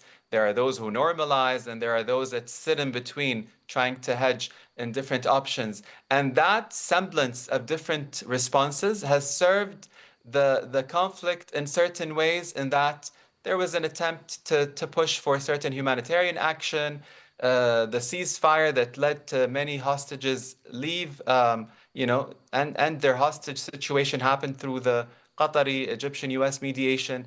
And then you have, from the Saudi side, the convening power and the whole attempt of having a global alliance to revive the almost dead two-state solution. So having these different approaches fused into the mediation toolkit is helpful to try to come up with a different approach. But maybe one final question to Professor Mary, because you've spoken about some really important things.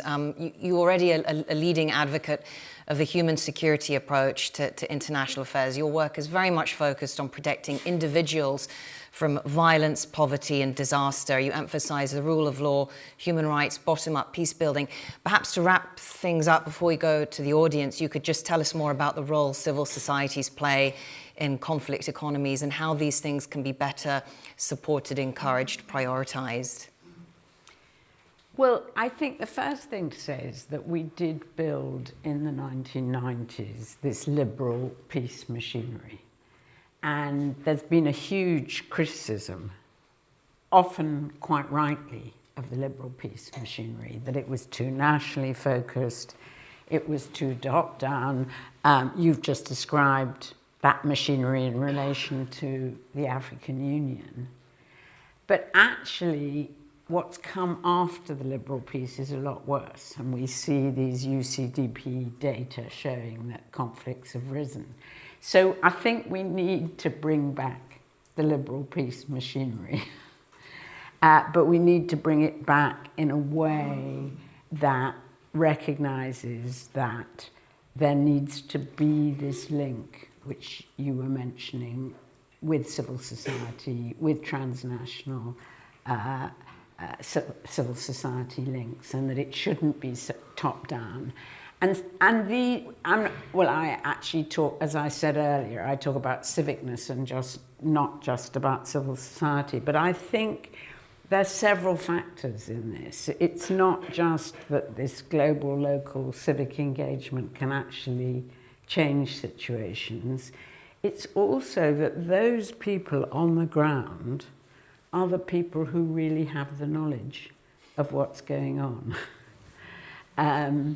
Ambassador Mary was talking about how important this study is, and I agree, but it actually comes, I mean, I think what made it so great was that it came out of local researchers who really knew the local situation. And in my experience of sort of working with local researchers over 15 years, I sometimes think that the research process itself is part of what contributes to civicness. I could give you a couple of examples of that in our previous program. I mean, one which I think was really important came from South Sudan, where in order to do research, our team trained local court monitors so they could do reports of justice, so we could write about justice. But the effect actually was to increase the transparency of the judgments and make it more difficult for judges to issue corrupt rulings. And another example... I think the Afrobarometer, too, wouldn't you say? Because they are Africans doing research in Africa and training Africans and training journalists how to use the research to report and hold people accountable. Absolutely. That's a brilliant example as well. Yeah, I mean, and I was going to give you another example for DRC, but I just think I'll give you one other example, which is the Syria negotiations, which weren't going anywhere, but there was a lot of pressure to bring in civil society, and they created this separate civil society room. Now, it didn't affect the negotiations, but what was really interesting was that by bringing civil society people to Geneva, they not only were able to communicate with each other across the lines, and but also it empowered them locally. Yeah. So it made a real difference. I mean, there was one example where one activist reported on an imminent attack on a village, and then the Red Cross were able to send in Red Crescent people into that village to prevent the attack. So there's a lot, so this communication in itself is really important. Thank you very much, Professor Mary. So yes, questions from the audience, and yeah, if you could just keep the question brief so we can take as many as possible, and specify who your question is for as well. Thank you very much. Ibrahim Aziz from Salahuddin University in Kurdistan. The point is about the external actors. We are Kurds, as a Kurd in Iraq, we have experience with the external actors' role in Iraq and in the Iraqi conflict between the Kurds and the different government over the last 100 years. We have experience with the external actors, without external actors, and with the external actors in 2003 when Iraq has been invaded. My concern is our country has been divided by external actors. They created a problem for us. Right now, we cannot say we not need the external actors play a role in our country to manage a conflict in our country. Yes, the society would play a role in that project, in that peace building. But without the external actor, the situation in Iraq will be more worse if you are dealing with that. If you say, okay, external actors go home, and we don't need you to play a role in our society, I think the situation... So the question on the need for external actors, despite the fact that the Kurds I mean the external actors is very important for stability, but they failed for peace building in our country. Thank you. So your question, Professor Mary, or Ambassador? Yes. No, good.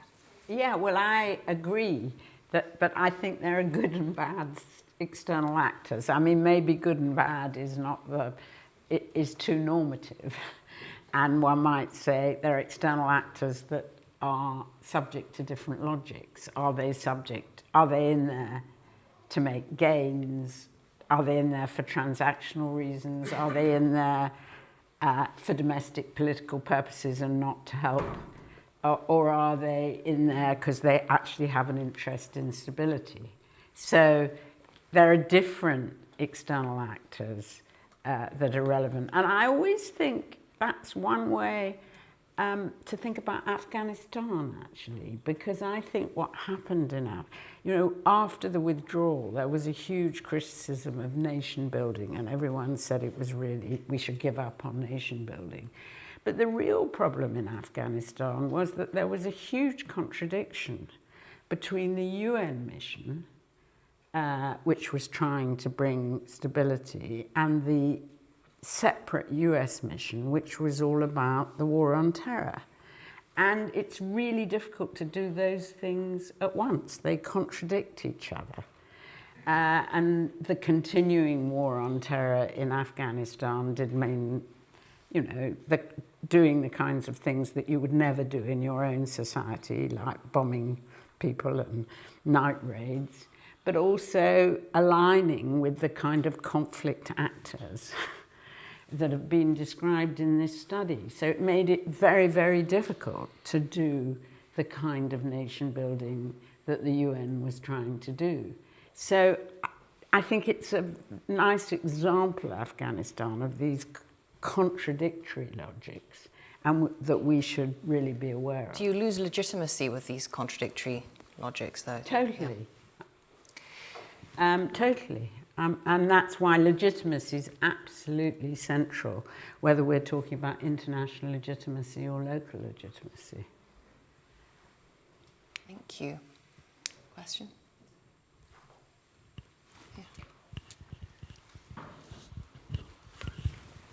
Hi, I'm Ben Charler from ORB International. I just had a question for the professor. So you mentioned about how the transition from sort of rules and norms-based order to transactional politics has increased instability and encouraged conflict. I was wondering how can we make a rules and norms-based international order sustainable? Because I arguably see that the transition to a transactional,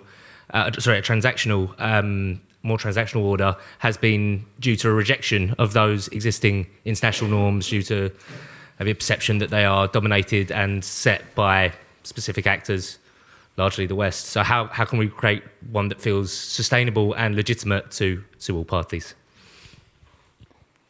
That's a very huge question. But I think the first thing to say is that the West wasn't very consistent about its rules-based order.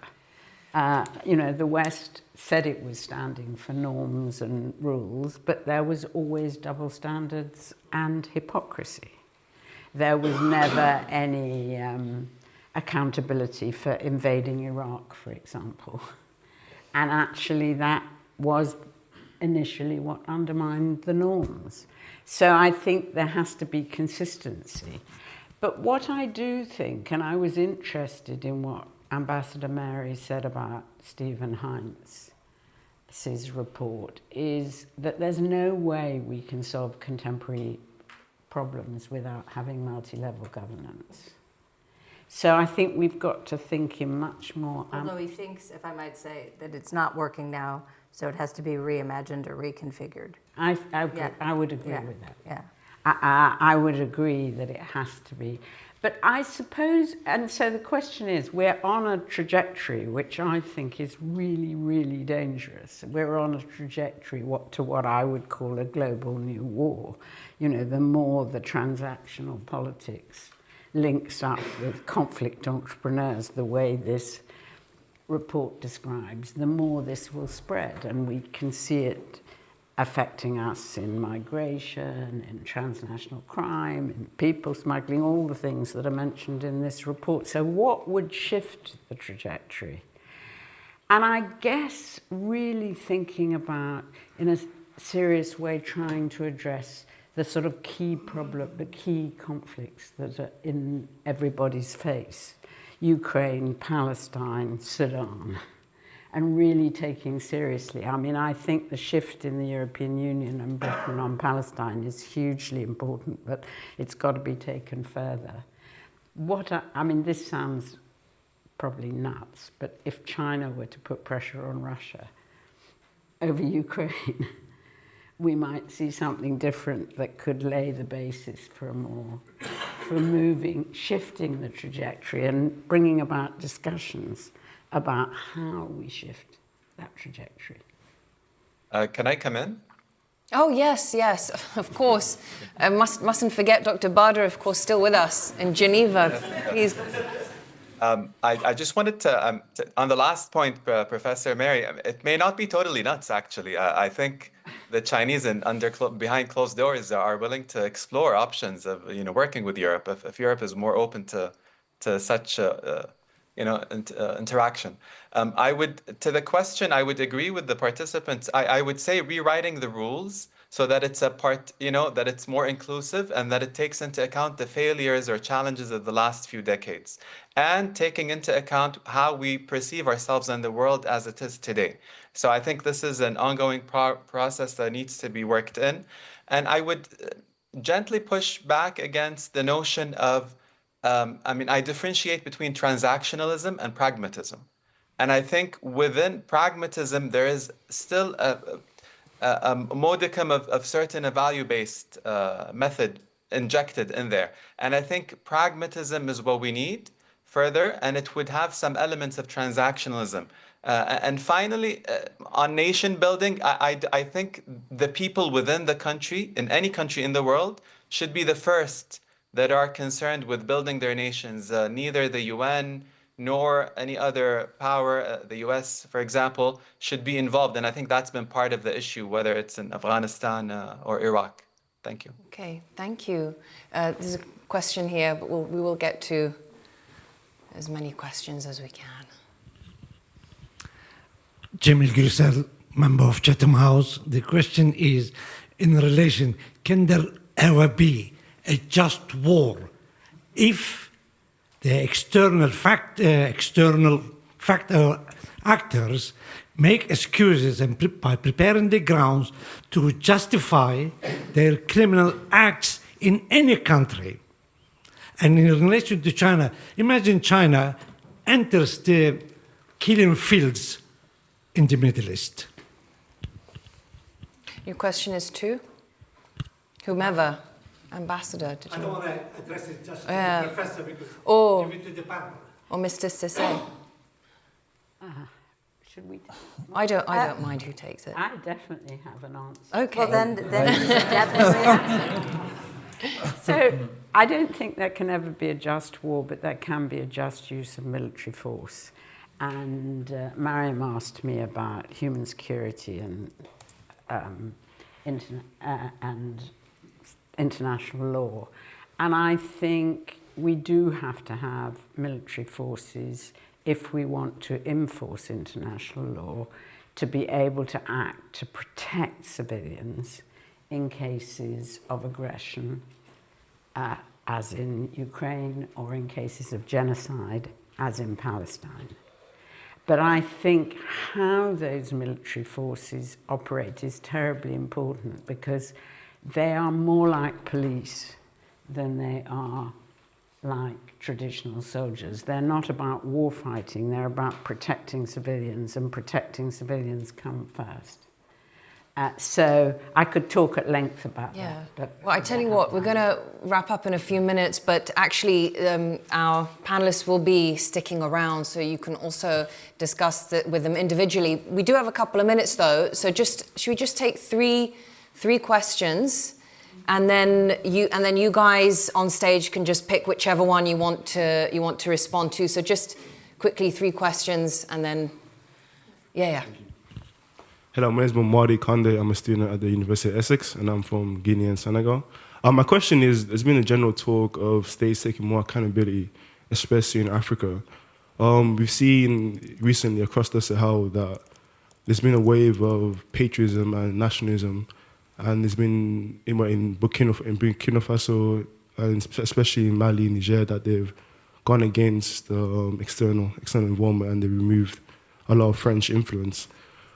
How confident, it's probably more directed to Sheku, but how confident are you in seeing this new wave, and how confident are you that they will tackle their internal issues? Okay, so just then we'll take 2 more, and then you can answer that question. Yeah. Sorry. I'll take the other one. Thank you very much, Sophie from SCDO. For me, the conversation on reforming multilateral structures is really interesting. And as you know, I think lots of us are thinking this through very carefully. What we see as a major challenge in contexts that are highly fragmented, and you've all touched on this need to work beyond the state, which doesn't, I don't mean transnationally, but I mean within the country.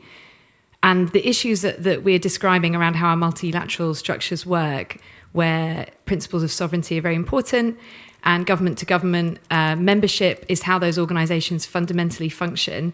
I think there's a real need for more innovative thinking around what does partnership mean in Sudan or in Myanmar or in other contexts. And I think the primary challenge we face from a policy perspective is who to work with and how.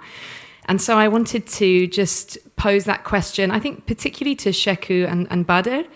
And I think as we work with new states, middle powers, mini-laterals, all these sorts of structures, there's also diversity in how other states perceive working with non-state civil society or other actors. And so I'd just be interested in your reflections on Thank you for that. And then there is, just take one more question at the back there, this lady. Hi, this is Natalia from Safer World. I think it's important that climate change has been mentioned as a challenge, but I wonder if there might also be a need to situate environmental issues a lot more centrally and have a lot of a greater shift around this. There are a lot more efforts around this, around environmental peacebuilding approaches, for example, but it feels like in a few decades' time, it will be impossible not to talk more prominently about environmental issues. So I wonder how that can more deeply affect how we approach all of this as well. Thanks. Okay, thank you very much. Sheku, do you want to go first on the question of accountability in African countries? Yes, thank you very much, Mamadou, for your question. I think, again, as I said earlier, we have the legal frameworks and the policy frameworks that we expect that our member states would comply with. But you will see that, in recent times, all what we are talking about today becomes a challenge when you situate it to the situation in the Sahel. Niger, Burkina Faso, and Mali, you see that they have formed their alliance. The AU definitely, by the AU's instrument, these countries are suspended. They are on sanctions of the AU because the AU believes in maintaining democratic principles. And so the AU has a position already for these three countries that they have to return back to constitutional rule. And so in terms of what the AU sees in the coming days or weeks or years, is that these usages, unconstitutional changes of government, or these three Sahelian countries will transform itself, just like what we have experienced in the Gabon. They go form national coalitions, talk to the youth and the people in their communities, and then they validate their positions as transforming themselves. That is what we anticipate, that they will transform themselves eventually to democratic institutional or constitutional rules. But at the moment, our position is that they are suspended members. Of course, we have an instrument of what we call political transition. We still continue to engage with the people in these communities because there are issues of accountability, human rights, observance of human rights rule. We have an accountability framework that looks at international human rights, international humanitarian law, and protection of civilians. So we continue to engage the state in these areas. But in terms of political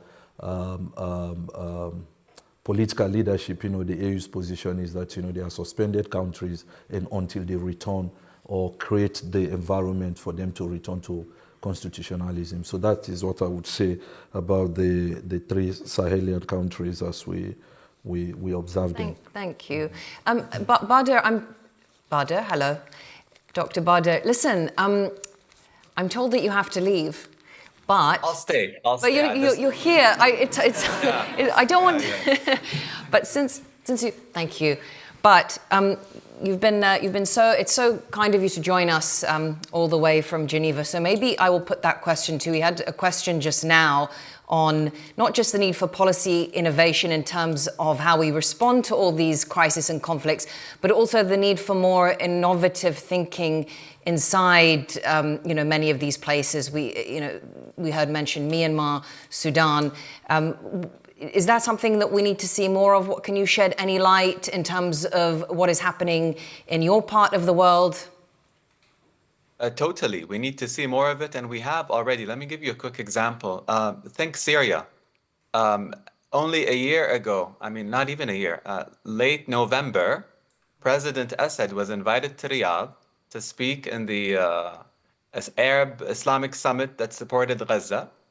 3 weeks later, Assad was gone and there was a new leadership, and the Gulf states rushed to engage with the new leadership. So from moving from the ability to deal with one certain regime to moving to the other in such a quick manner, and to be, on the ground right now supporting the new initiatives, even though there is that background that al-Shara comes with, former jihadist, question marks in terms of the CV. But then the Gulf states saw an opportunity earlier when it came to Assad that they needed to engage because the conflict has been frozen for so long. The Assad regime has not been reciprocating, and it was dealt with internally, and then a new face came through, and they're dealing with that new face. And I think that's the kind of approach that we need to have, or attitude, across the different conflicts and post-conflict settings. How can we deal? How can we park our ideologies or our convictions, and which is a hard thing to do, by the way, and try to deal and work with the participants in any file, regardless of who they are and what their backgrounds are, towards the common good. Now, there is many loopholes, many challenges in such an approach, but it takes trying, and it takes admitting that there could be hiccups in the process and that we need to move on and function in that sense. Another thing that I want to add is governance, and I agree with the professor and the other participants. We can't remain at the elitist level. There is a conversation to be had top, bottom up. What the professor mentioned on Syria and the civic dialogue reminded me actually of the Yemen talks that were brokered by the GCC back in 2022, which led to the ceasefire, which kind of still holds. And I was part of those sessions. And in the sessions, they had parallel panels for women, youth, and civil society organizations. Now, they're not going to be the ones that are centralized and, moving the files forward, but they cannot be ignored. They need to be part of the process, and they need to be part of the solution. And this is the spirit that we need to all think of and pursue as we navigate this shifting world order. And Ambassador Fee, maybe with the final word from you on responding to that question about environmental peace-building efforts. Particularly now that we see this kind of polycrisis, convergence of different issues. Mr. Sase was speaking about, how climate change or changing patterns has really exacerbated competition for land and resources in countries in Africa. Do we need to see more of the environmental kind of dimension, more, of their sort of influence in peace building and diplomacy when we tackle some of these issues? Sure, and I was going to say your question, you sort of put it out into the future, and I actually think it's here now in the Sahel. And the Sahel, if you don't mind me, Sheku, offering an additional perspective on it, it sort of neatly ties up two other points that we should probably stress.